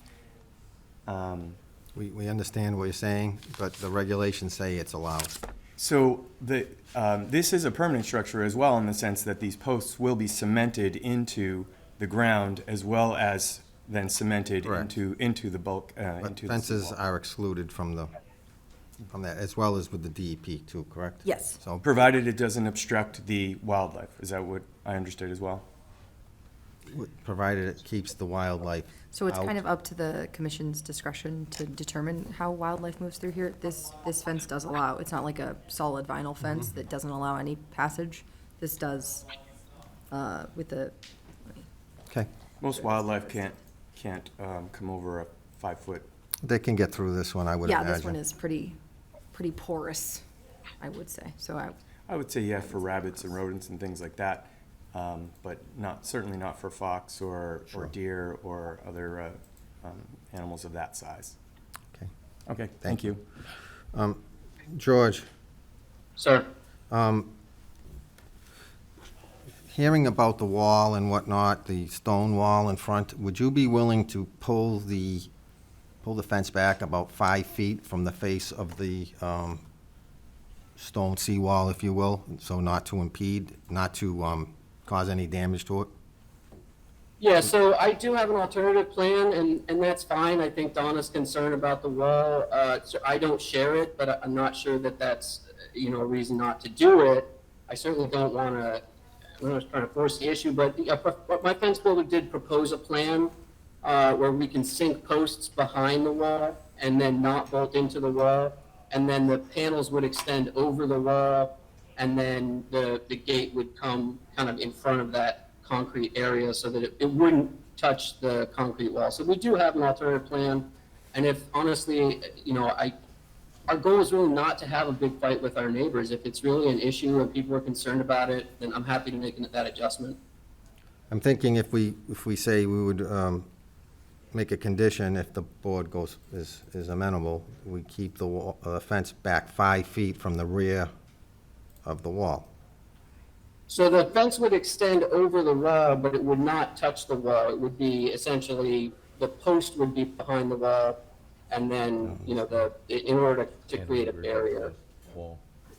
I think Yeah. it would have been helpful to have a picture of this. Yeah, I This think is I think you probably need to come in with a plan to show us exactly how this fence is going to be constructed. I think the board is probably amenable to you installing the fence, but keeping it back 5 feet from the back edge of the wall. I'm not sure, can you bring me along a little bit? Just so you're not drilling into the wall. You don't know how that wall is constructed. You don't know what damage it could be caused. You don't know what issues So it we could can be. definitely build that fence without touching the wall. And it will not be bolted into the wall, but it would certainly extend over it. Yeah, I don't know if the board will go along with that. We can see you putting a fence on your property 5 feet back from the rear of the wall. Not extending out over into the lake, not that. It No. wouldn't extend out over into the lake. I don't think that would be our right to do. You but say it's going to be cantilevered, so I don't understand what that means, what you're trying to do. If I could describe the wall, it is a 3 feet wide concrete wall that at the lake side of it then slopes at about, I don't know, maybe a 60 angle into the lake. So it's another 4 feet to where the water laps at the bottom of the wall. It's an extremely sturdy, like amazingly thick wall there at the front of the property. And you can see that gray zone is in fact the wall. And where the Well, I think if it was a solid panel wall, I'd be worried about the wind loading, but it's an open wall, so I mean, you're going to drill, I'm assuming, 4 bolts into the top of this wall. I don't think structurally it's going to make a big impact to it, but. And in the Yeah. eventuality that it does affect Just the the retaining wall. wall, they would come back and fix the retaining wall. We have enough. Well, Walls fail, yeah. We do have a lot of walls failing on the lake, but. Sir, It's a do you solid fence, do you have a like it. question, sir? My name is Gene Nault. I live at 5 Kings Point. We've been down there, my family has been down there over 70 years. And we've never had any problems before. At 5 Water Street, the property was built by J.J. Adams, who had owned Adams Tool and Die on Water Street. During the Second World War, he was very active in producing defense equipment. Dr. Tom Patnode bought the property from his heirs, and then they sold it to a doctor, a pediatrician and a psychiatrist, and they have been nothing more than problems for the area. As has been mentioned before, they want to build a fence right down to the water. We've never had a problem before they moved in. It's just disheartening to see what has been built in the past is thrown aside because of two egomaniacs. Well, we can't get into personalities. We're discussing the wall, we're discussing the fence, and how it pertains to the Wetlands Protection Act. And if you have a question on that, we're more than happy to discuss it, but we can't get into personalities. Okay. Thank you. Thank you. If I may, coming back to the conservation question and the wall, I wanted to explain that as a mother, I would like there to be a fence that goes to the transition onto the dock, because I think a gap between the two creates a space where either our dogs could get loose or our children could get loose, that I am concerned about. That was my motivation for having it go onto the bulkhead so that I could control access to our dock. I think it's at the discretion of the board when it comes to where we want to put the fence, all the way up to the wetlands, all the way up to the wall, or keep it back a little bit. If we keep it back a little bit, that'll allow for critters and wildlife to access both properties to the right or left of you. So I'm thinking, I can't speak for everybody, but I'm thinking if you kept it 5 feet back from the rear of the wall where it abuts the lawn, it would be acceptable. Meaning that And you need to come, critters can go left to right across the lake. and you need to come back with a plan and show us exactly where that's shown on your plan. We need a plan to see that. So we're happy to come back and address the regulatory issues. I think that a lot of non-regulatory issues that are frankly inappropriate to bring up in this forum have been brought up. Yeah, but we're not discussing any of those non-regulatory issues. What we're discussing, not the what we're discussing is the location of your fence in relationship to the wall at the lake's edge. And the commission, I believe, would like to see it back 5 feet from the rear of the wall. I'm not understanding what that's Thus, based that on. allows for the critters to migrate right or left. If they come up, they can get to other properties or The word not. is restrict. So the fence does not restrict the movement of wildlife. I'm not understanding this interpretation of the code. And with all due respect, sir, we've lived here for 2 years. I have not seen a single deer or a fox. Yeah, I don't know what that's about. There's a possum, certainly. Those are not animals that walk across the front of our property ever. Are you with that or not?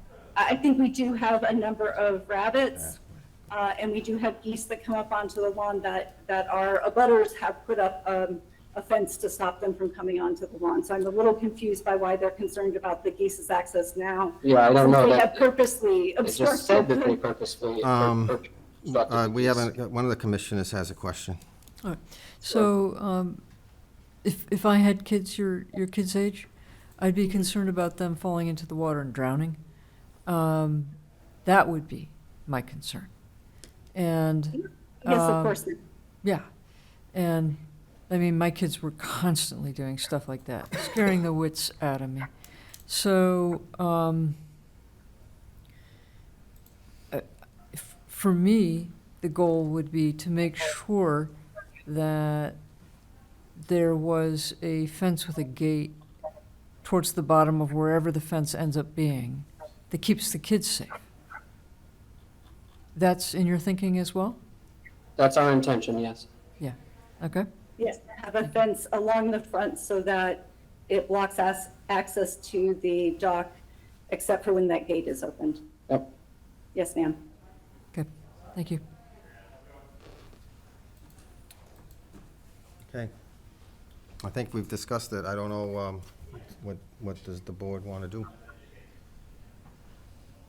Do you want them to come back with a plan to show us exactly where the fence is going to go? Yeah, I think we gotta see that, even if, yeah. I think you should come back to us next meeting with a plan showing where the fence is going to be located.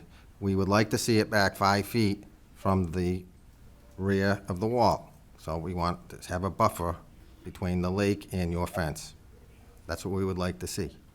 So if you could come back to us next meeting and show that on a plan, and then we can reconsider it. Okay, just so that I understand the decision, can Elliot send me an email with a sort of clarifying what the... There's no, we haven't taken a vote, but. Yes, so I think he would like clarification on what so the 5 feet would be from the land side of the wall. Back. Correct. Okay. Back. So from the land side of the retaining wall, 5 feet back should be where the fence will end. Just to allow us. Again, I would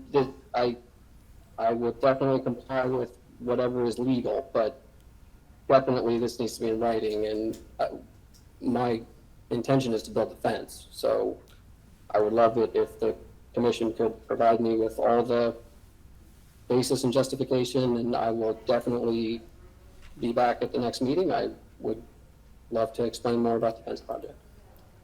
Okay, thank you. See you next meeting. Thank you. All right. This is a public hearing. We have a public hearing regarding the notice of intent filed by Ellen Lynn, 17 Granite Street, Unit 2, Worcester, for the construction of a single-family home and associated site work at 106 Reservoir Street. So we're not putting in a fence. Good evening. Jim Brown with Brown & Brown Real Estate. John Plifica with McCarty Consulting. We're here assisting Helen Lynn, who's in the audience right now behind us. Just a real quick overview. Helen owns a restaurant in Shrewsbury, has been looking with me for several years to find a suitable lot to build a home. We discovered one on 106 Reservoir Street. She purchased that property, has an approved A&R lot right next door to the existing Moore property, the antique on the corner. Just so you know what's going on with the whole thing, right now there's a common driveway coming across. A driveway coming across those, now it's an A&R and the existing antique, and across the neighbor's property. We are going to get rid of that and have two driveways going in, one for the new construction home and one for the antique.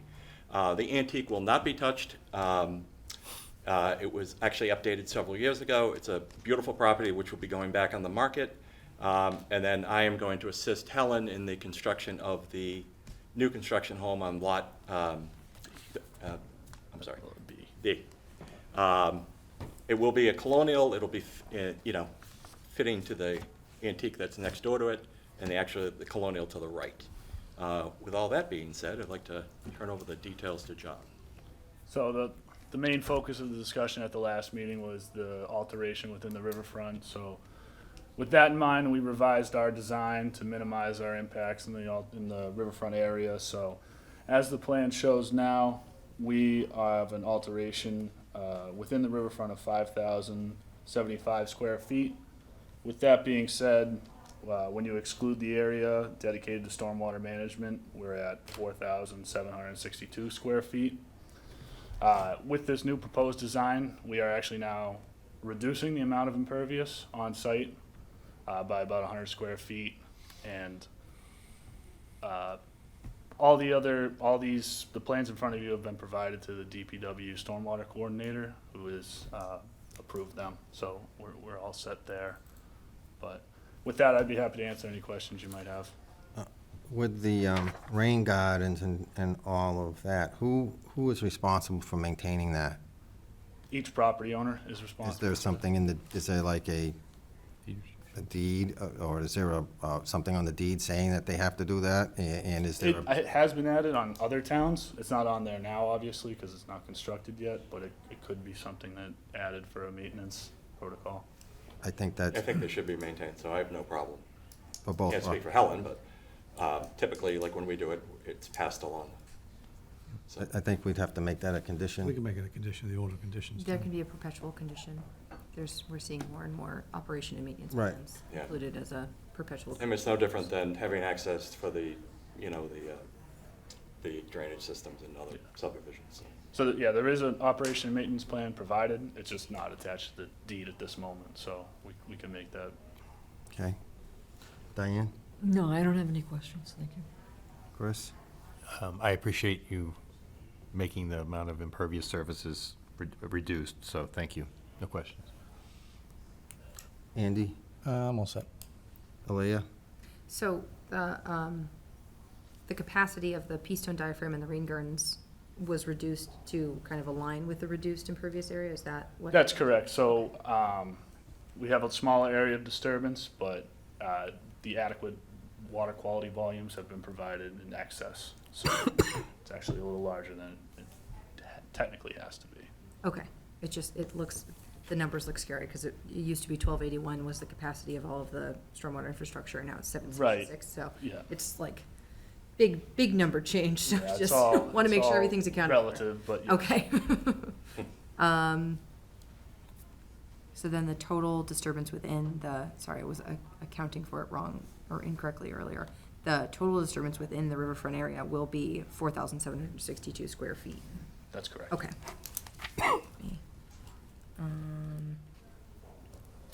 I don't think I had any other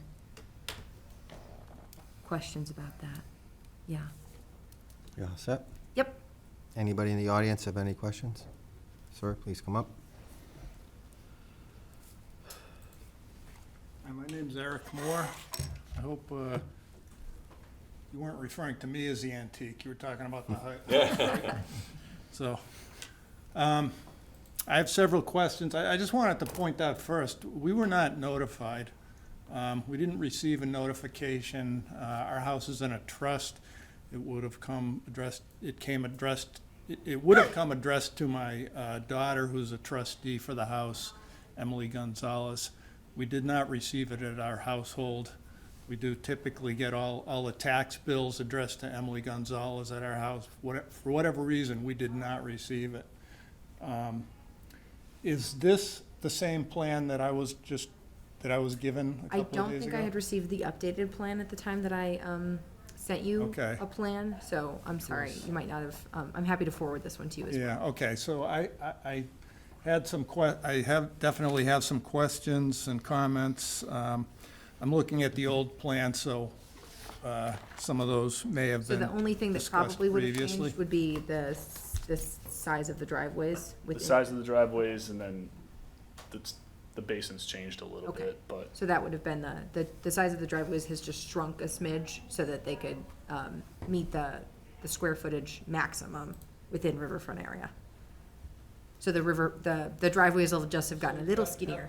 Have the driveways moved relative to So- where they hit residential? a little bit. The proposed driveway previously on Lot A had more of a curve to it. We had to straighten it out just to reduce the amount of alteration within the riverfront area. That was kind of, They're still located about halfway between, the curb cut itself hasn't changed. No, sorry. I guess my concern is with stormwater mitigation primarily in that area. As you can see, there's a pretty significant cut in all this area. It's being lowered down, and that's because the current grade of Reservoir Street relative to this triangle of land here is down, depressed about 4 to 5 feet. So you're basically cutting and creating a big runway for water to come down this now impervious area. And you've got 2 relatively small rain gardens. I know that there was a test pit done somewhere in this area. It's not shown on the survey. There was another one down somewhere in this area. But are there test pit logs, or were there gradation analysis done on the depth to refusal? Any information on that? So, yeah, so as part of this project, we had to file a stormwater permit. And as part of that, we did do soil testing on site. So there was soil logs done by a licensed soil evaluator, and that was included as part of our stormwater permit submission. Okay, I didn't see it as part of the comprehensive package. I'm talking about like a gradation analysis on the type of soil, depth to refusal. So as part of the stormwater handbook, you're not required to do a gradation. It's a test pit log to analyze where the estimated groundwater level is. That's our main concern when we're designing stormwater systems. Okay, it just seems like you're depending a lot on infiltration on this system, both at the rain gardens and in this structure here. And without knowing, I know there's rock outcroppings all over there. My question is, without that, how do you know it's going to work? And if it doesn't, you're directing a lot of water, stormwater out into Reservoir Street. So, I wanted to make one thing clear. In addition to the rain garden and the dry well, there's a pea stone diaphragm that's about 2 feet, and it'll be a foot depth. So that's part of what we have to provide as the water quality volume. So all the impervious area on site, we have to times that by 1 inch, and that gives us our required water quality volume. And with the volume provided in the pea stone diaphragms, the rain gardens, and the dry wells, we're exceeding the requirement. So, in other words, we've accounted for all the impervious area being proposed on site, and in addition to that, you have to analyze the runoff. It has to meet, or we mitigated it. So my concern is that there's a pipe in this, correct? In this, no, there's no pipe in that. No pipe? Nope. Okay, the detail showed a pipe. Has that been revised? Oh, I'm sorry. That's just a clean out. That's just a C. That's just a pipe down to see if it's full. It's a maintenance observation port. So can you put the detail sheet up, possibly? Let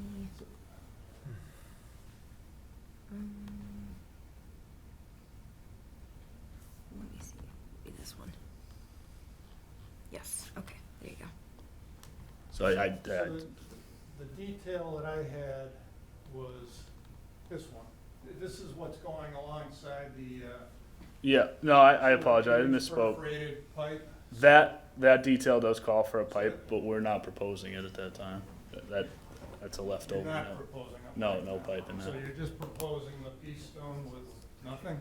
That's correct. Yep, it's a foot deep. With the Marathi fabric and. Yep. So So you're channeling that water down to those rain gardens. Mhm. The slope on those, what's the slope on those driveways? the driveways. So as you enter the driveway, it's about 5%, and then it goes up to 10 on kind of the incline, and Okay. it levels out obviously when you get to the house. What I saw was closer to 12 for one of them, but that was the Yeah. other one, I guess, so. It'll be more 10. We want to keep it, you know, for, 10%. even for Pretty sale, steep, you know, with and ice. You're gonna get a lot of water flowing pretty quickly in a heavy rainstorm. A 1-inch storm is not, you know, that unusual. And again, you know, that if you're not getting the infiltration in that pretty quickly, piling up water in that rain garden, and it's gonna go out into the road. That is, you know, I know if this were all level, you'd get some storage capacity out of that crushed stone along the side of the driveway, but that's not the case here. It's gonna be racing down that 10% slope and into the rain garden. So- I share the concern about the maintenance. I'd wanna see I would expect to see some sort of,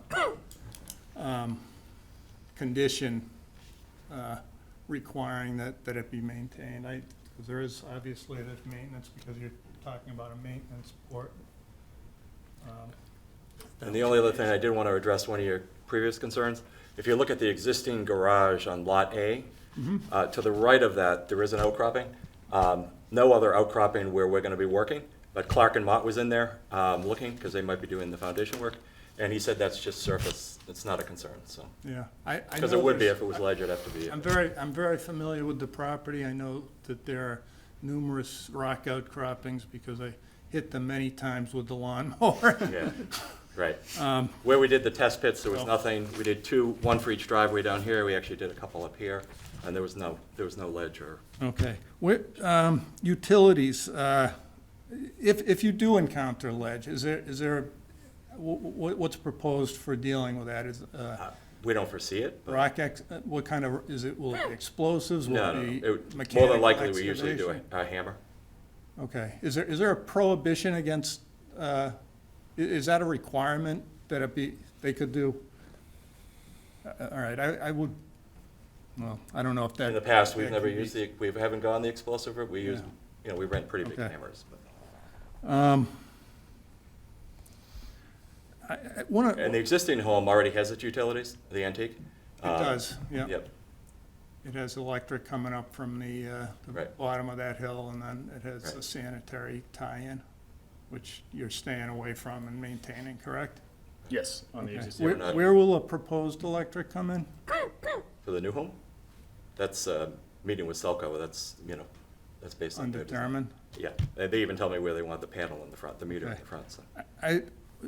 I'm aware that there's a very large specimen copper beach right where you're showing the utilities running through. Is it intended that that be taken down? Because the Unfortunately, utilities will basically kill that. Yeah, I'm afraid of the route. The Yeah. roots. Unfortunately, it's an approved A&R plan, and that tree is right where. Yeah, the house so is. you have no jurisdiction over that? I think it's out of the buffer. I mean, I would like to keep it personally myself. There's the riverfront area on the, is this, yes, it's, 200 so on the west side of the property is riverfront, on the east side of the property is BVW. I think the Copper Beach falls right in the middle between all of our buffer zones, so we have no jurisdiction. Yeah, it's unfortunate. I The mean, if commission there were a way to route your utilities somewhere slightly different and spare that would be, Yeah, that would be great. I'm aware it's a beautiful tree. Obviously, we try to save trees. I guess. I'll try to work with Selco and see what they say. I guess the, couple more questions. There's a detail for wetland replication. Are you proposing any? So that's part of. Where do you see? So that's the rain garden soil profile.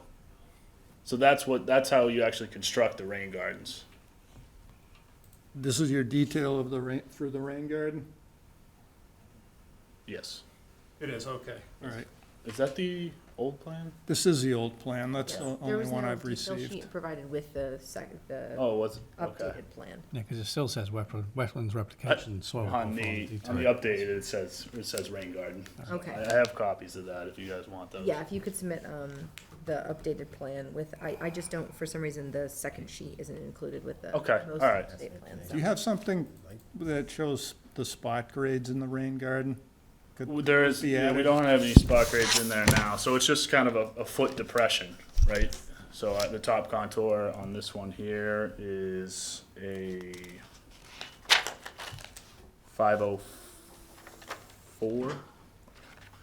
Yeah, 504, and then on Rain Garden 1, and then on Rain Garden 2, I'm 502.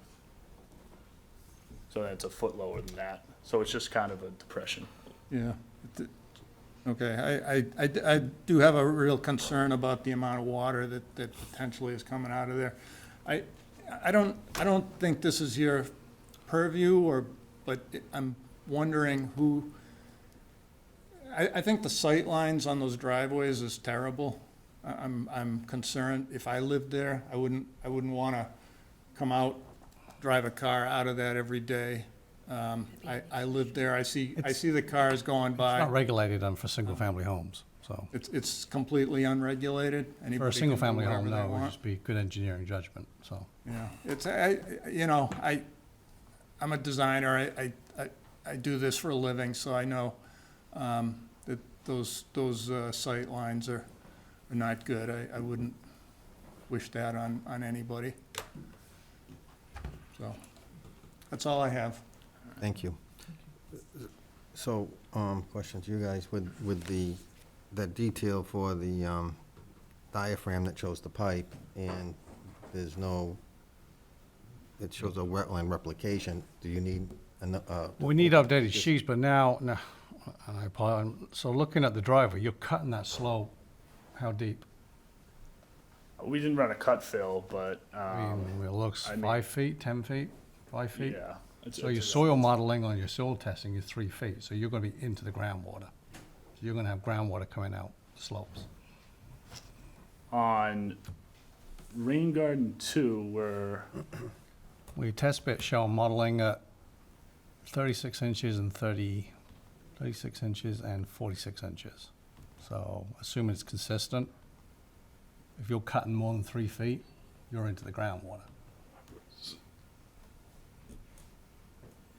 right, so on, So you're gonna. your concerns on Rain Garden 2, correct? My concern is you're gonna have groundwater weeping out the sides of these slopes and going down the driveway. You're gonna have a constant run of water, so we will be watching out for that from highway.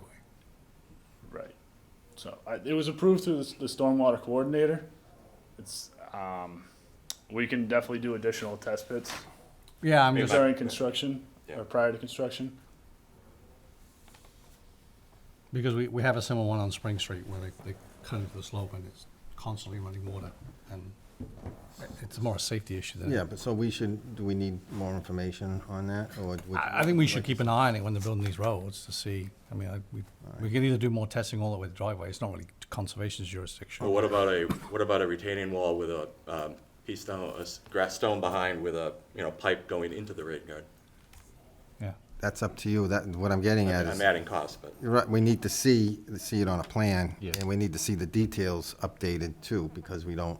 Yeah, we definitely need the details updated, but we should, just looking at the slopes, the cuts on the driveway, you might want to do a little bit more Do you testing. have I do have, updated plans there? Yeah. Do you have the updated detail Yes. sheets that you could submit to the commission for review now?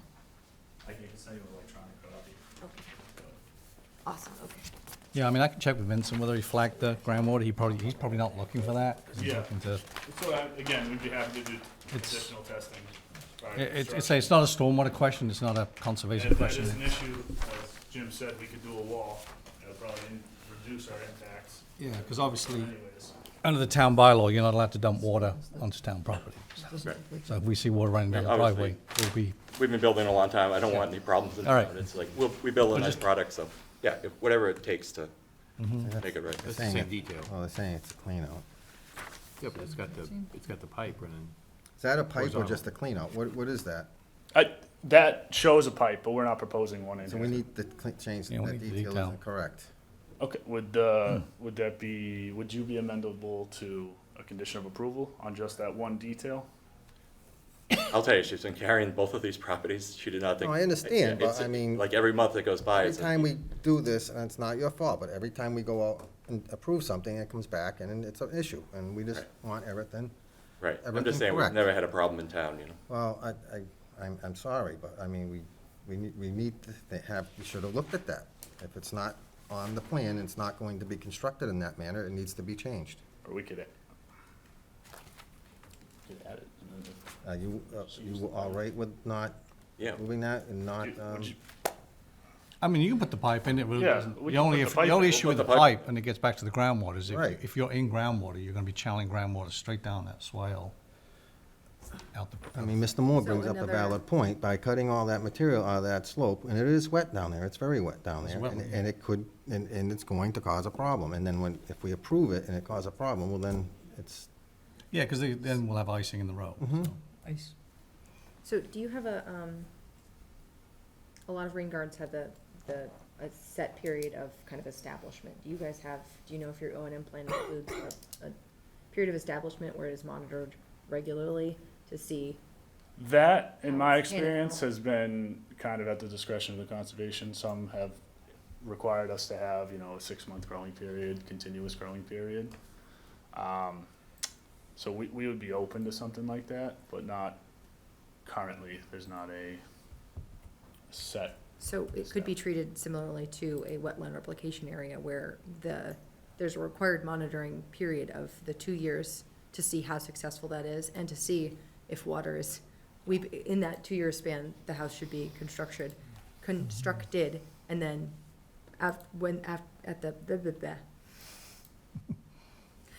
at the end of that 2-year period, they would be able to determine if the water's gonna continue to be a problem and if they need to come back before the house will be commission to sold. amend.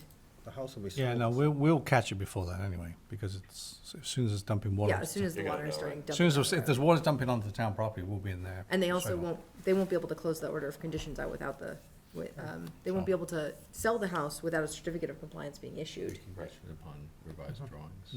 Yep. I mean, it's not uncommon for us to get drawings after the fact, Okay, but, as long as you guys And I'll are good with it. include, I will, You guys have to police it and watch it, and We I will just be. don't wanna have a problem with, okay, they built it to the old plan, and you have the right plan, it's happened. oh, yeah, we Yes, know, we exactly. know. yes, Do we so I wanna- will But again, not, we've built over 600 homes in Shrewsbury. The We've final- never had a problem with the board, any of the boards, so. Do we want to So- sunset how long it is before we get the revised plans? I mean, we don't meet for another month, that's the only problem. so You could have- I typically do Well, I mean- not issue an order of conditions until I've received those revised plans. Okay. So that when, on the We'll order of condition conditions. it upon those. I can condition it upon those, and in the order of conditions, it specifically references the most recent plan set that the Okay. order is based on. So I will not issue an order until I have Right. that plan set with the revised date And John is Or saying he'll have them by to hang the Friday. hat on. Yeah, absolutely. I can, as soon as possible. They're relatively minor changes, so it's not a heavy lift on my end. So the pipe should be taken out of the piece and Yes. diaphragm detail, okay, this one does actually say rain garden soil profile instead of wetland replication soil profile. Were there any other, And I don't want water Revisions shooting to the across the plan. driveway into the town, into Reservoir Street, so obviously, I'll work with Andy, we'll figure out if it is, we'll obviously address that. yeah, so You'll have to come it'll back be, to us to, you'll have to come back to us. yeah, it'll kind of be similar to a wetland replication, where if there's not, like, I don't know if you would like to set a percentage of success, or if that would be kind of But up to. if the water is not, Yeah, if we've got to rechange, if we've got to change the You're going grading to and have to layout, come they'll have back to to come us back and for get a, modification. and Right. give us a Right. modification to the, okay, Correct. Right. prior to doing the work. We have to say that. There'll be lots. of Sir, you have a question? I have one other. Yeah, come right up and. So last meeting as well, Mike LaRosa, 102 Reservoir, abutting property. The question I had after thinking through last meeting was, there was a comment about minimal tree removal. I know there's just a lot of trees, and with the way the plans are built, just what does minimal mean? How many trees come down from the front or back? And just, I know that the copper peach is what it is, but in the back and front of the property, what's the tree removal situation? So, as you can, I'll show you here on this plan. Here's our existing tree line that's out there today. Yep. And here's our erosion control line, so that's more or less our limit of work. So it's this area in here, which is roughly 1,200 square feet. And then on the front of the property, is there, besides the copper beech, what? I think that's, Those it's, pines and whatnot that are in like the riverfront area. There's There's just the bigger there's pines back there's here. bigger Oh, trees in on the the- front side of the property. on the front side of the property, This is it'll be, I mean, I try to keep trees, Yeah. obviously, it costs a lot of money to replicate them, I try to keep them when I can, so. I have no idea. Okay. You know, I work with Selco to try to you know, And there aren't many trees here. minimal clearing. Okay, so it's undefined, depends on property work, what needs to come down when you're doing the work. Right. We don't know final right now. Okay. We did get the lawn cut though immediately. Yes, thank you guys. Okay. Any other questions? We'll close the hearing. Okay. We're good. Thanks, guys. Thank you. Have a good night. All right. Public hearing regarding a notice of intent filed by 160 Holden Street LLC and GFI Partners LLC, 133 Pearl Street, Suite 300, Boston, for the construction of 2 warehouses, buildings, and associated drives, loading docks, and parking areas. Associated site work at 142 Clinton Street. Thank you, Chair. Here on behalf of 160 Holden Street, Haley Palazzola with GFI Partners. My wetland scientist, Rich Kirby, is joined remotely this evening. As you recall from the last meeting, we presented to the board a number of updated plans, which included a reduced build. We pulled outside of all the local wetland bylaws at the request of the commission. Since the last meeting, we did receive our Ecotech peer review sign-off letter. There was a few conditions that will need to be included in the order of conditions that will be handled upon construction. We responded to the Mass DEP comment letter that they had prior to the last meeting. So at this point, we believe we've satisfied all the outstanding comments and questions from the commission at this point. I'm happy to answer any additional questions this evening. Otherwise, we would be requesting our order of conditions. Diane? Quickly, this is a very small question, but does the native seed mix include pollinator-friendly species? I believe it does, but Rich Kirby, do you know the answer to that question? Yes, Rich Kirby from LEC Environmental. The seed mixtures that are specified on the plan are native to New England, and they contain a variety of grasses and wildflowers that will benefit pollinators. Okay, thank you. Chris? No questions. Andy? No, I'm all set at this point. Alea? Do you know what % of that wildlife, that mix will be perennial species? Is it an annual perennial mix, or? That's a good question. I believe most of the species in the mixes are perennial. Okay. Sometimes if we're seeding in the fall, we'll mix with an annual ryegrass at a 50-50 ratio in order to get some immediate germination to stabilize the soil through the winter months. But generally speaking, most of those plants in the seed mix are perennial grasses and wildflowers. Mm-hmm. So there's no annual reseeding that has to occur. Yeah, okay. I know the one area that was previously proposed to be further restored is a really nice meadow right now. So you probably wouldn't want to include any shrubby things in there. But is there any space to include any shrubbier friends in I guess along the south edge where it's proposed to be seeded and restored with the seed mix? Sorry. Right. So we had originally proposed a 20,000 square foot buffer zone restoration area and a 9,000 square foot buffer zone enhancement area where sapling trees and shrubs were proposed. And that effort was intended to offset the impacts associated with work in the 15 and 30 foot buffer zones. Mm-hmm. During, of course, the course of the commission's review, I think they made it pretty clear that they didn't want any work within the 15 or 30 foot buffer zones. So as Haley mentioned, we modified the program to reduce the size of the buildings and sort of shrink the development to get work outside of the 30 and 15 foot zones. But by way of doing that, we eliminated the proposed shrubs and saplings within those areas. That said, the total buffer zone restoration area increased significantly because now we're proposing to add topsoil and seed. I forget what the number is, but I think it's closer to 60 or 70, 76,000? Yeah. Okay, thanks, Haley. Square feet of buffer zone. So So there's a pretty dramatic improvement in terms of overall buffer zone restoration. Granted, we're not proposing trees and shrubs, but we anticipate that over time, trees and shrubs will populate those areas. Okey doke. I think that should be. You good? Yeah. Okay, anybody in the audience have any questions? Okay, I guess we can close the hearing. Great, thank you. Thank you. Thank you. Okay. So, I'm all set. you are all Yes, set. thank you. Have a good night. Thank you, Haley. Thanks, Rich. Thanks, everyone. Have a good night. Thank you. All right.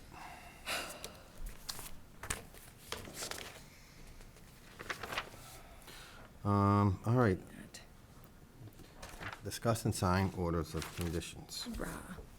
So I believe we have two, right? Yes, we have two, and we probably need, I would be happy to make a motion, but I need some help with the O and M plan on the rain garden, probably figuring out how we should structure that. Just condition it upon receiving the O and M plan, or? I believe they were going to. So is that for, okay, Reservoir. 106 Reservoir? Yes. There was an issue with the with the O and M plan, and then there was also the condition, the plan being Yeah, revised. they're gonna get us revised plans. Yes, so generally, I think we did this similar instance a couple months ago with John Grenier had a couple last minute details to include in one of his plans. So he submitted a plan after the fact. I can't recall how it was previously conditioned to require that a final plan, but I think it would be something along the lines of, Needs to be attached to the deed, right? That was what we were discussing, is attached. So the O and M. Well, the O and M, The O and M, O&M, yeah. we'll record that on the deed. Right. okay. For the So the maintenance. O and M will be attached to the deed. It can Yeah. also be recorded, or it can, the special condition, requiring that the O and M be included on the deed can be a perpetual condition on the order of conditions. Okay, Yeah. so we'll do both. So Then, that it outlasts the certificate of compliance issuance. and then they need to revise the stormwater management detail. Yes, And they also need to provide us a 2-year warranty on that monitoring of that rain garden. Yeah. Is that correct? yeah, and there'll be a similar, the special conditions will be similar to wetland replication where they are, a yearly report should be submitted detailing how the rain garden is done once it has been planted. And once it's been like implemented, that starts the clock. So it's not just today forward for 2 years, it's when the rain garden is implemented. That will start the clock for that 2-year monitoring period. Once a year, they'll submit a report detailing how that is doing, and any recommended changes that be made, to the conservation office. And then, there'll be some other conditions as to, if this is not succeeding at the end of the 2-year period, you'll come back and discuss what changes will be made to ensure And ensure if, success. and if there are any changes needed to be made to the driveway drainage and whatnot, They'll have to come back for an amendment, so yeah. that they'll come back for an amendment. Yeah, I'm order. just, They're also on so they obviously will have a stormwater management permit issued with Vincent, so he will be able to, Monitor that. secondarily monitor the stormwater situation. So when do you want to see these revised plans? You want to see them by the end of the week? When do you you want said them? they get them to us tomorrow. but- Okay. Yeah, so by what day is that, if it's by Friday? The 19th. The Right, 19th? so we'll, I mean, we have 21 days to issue the order, Right. right? So we've got 21 days before they do it. but we want, Aaliyah, we should have the plans, that way it doesn't get. Yeah, we want to reference the right plans in the order conditions.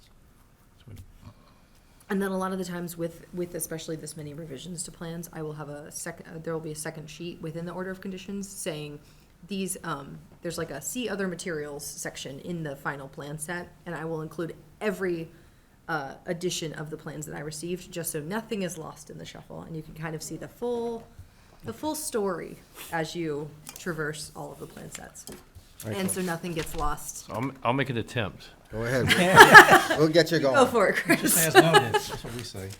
I make a motion that we issue a approval for 106 Reservoir Street with the condition of an O and M plan for the rain gardens recorded perpetually in the deed, and a 2-year warranty on the monitoring of the rain garden, and submitting revised plans and a stormwater management plan by the end of this week. Yes, by July 19 of 2024. We have a second? Second. All in favor? Aye. Aye. All right, so the next one would be the Clinton's, what is it, Clinton Street? Yeah, 142 Clinton Street. Any discussion? Do you have somebody who would like to make a motion? Did you make a motion? No, I just didn't know if there was any discussion, if we had Is any there any discussion. discussion? There's nothing, I mean, they did everything we They asked, did right? everything. They pulled it out of Okay. they did everything we asked, so. They have all of Alan's letters, we have all the DEP comments they addressed. Yeah, they've, So yeah, here the special conditions recommended by Art are highlighted in purple if you would like to So specifically. we'll include those special conditions in our order? Yes. So we can make a motion approving that and approving the special conditions in Alan's letter dated June 23rd, Yeah, 2024. June 23rd. So I make a motion that we approve 142 Clinton Street with the condition that the log pile and equipment be removed, and that they're planted and reseeded for restoration, and that the native seed mixture composition includes pollinator-friendly species. Okay. Do we have a second? Second. would be nice. All in favor? Aye. Aye. The sign and discuss certificates of compliance. 0. Okay, so I have 3 certificates of compliance that I would recommend signing off on tonight. The first is 22 Rockwell Drive, formerly Lot 111 of Winchester Estates. You can tell by the date of this DEP file number that it was long ago. I think it was 98, perhaps? So, no, I was a whole year old. Oh, I'm sorry, I stand corrected. When this order of conditions was issued. I think it was originally part of, obviously, the subdivision of Winchester Estates. Let's see what this one is. This one.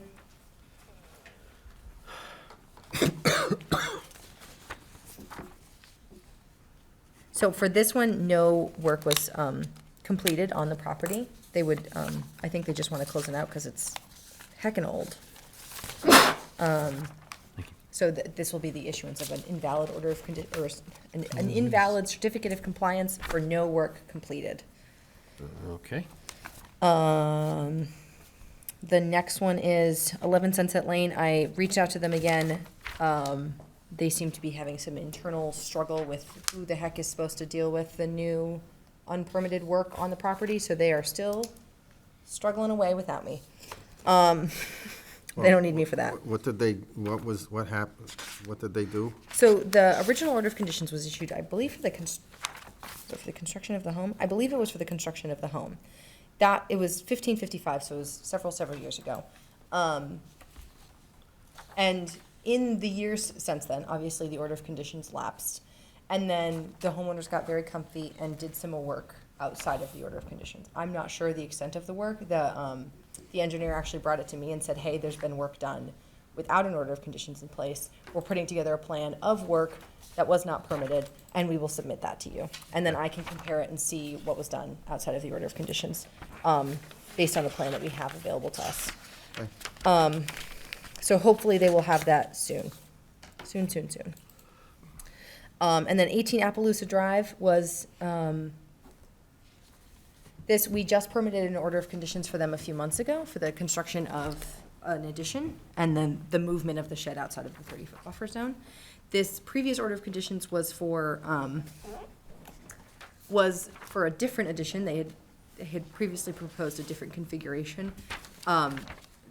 The only thing that got done for that was they expanded the yard a little bit in, I guess, preparation for the addition, and then just like stopped work there. So this is a partial certificate of compliance for the expansion of a yard.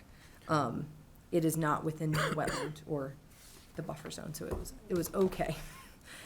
It was just a little bit of yard expansion. And then the final order of conditions is for 1945 for 494 Grafton Street. This was for the construction of a home at 494 Grafton Street. The home has been constructed. It is loamed and seeded. They are not, was built according to plan, and they were going to be taking down their silt fence within the next week because it was ugly and very visible around their yard, so. But everything else was all set. They had loamed and seeded very well. It was coming in great. Okay. You already signed it. One question on 101 North Quincy. Yes, Where we need to send them something to have them stabilize that site. It's open right down to the lake. Something immediately should be, they need to do this immediately. yes. So I originally reached out to them before last month's meeting. It was kind of a either come in to get an emergency certificate or an enforcement may follow. I sent them a letter because I had no other way to contact them at that point. And the letter got returned to me. I don't know why.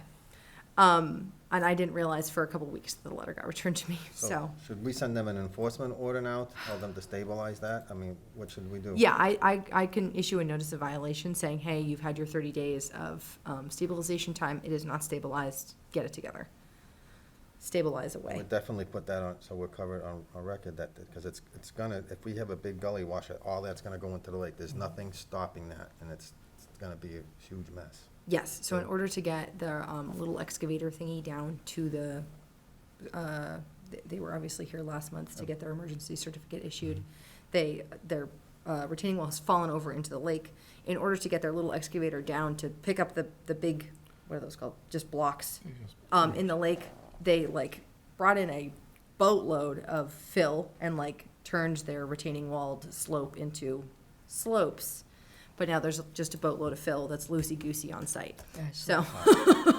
But, I mean, that's just, that's huge. I mean, Yes, yeah, it's a substantial amount of got fill. we got another email from the neighbor, so. Yes, Yes. I mean, they need to do that. So I did reach out to them via email about a week ago. I have not heard back from them, so I will send another letter, and may just tape an extra addition to their front door. All right, So they now this is, receive the that. chase is on. We should've, yeah. Yes. Okey-doke. Anything else?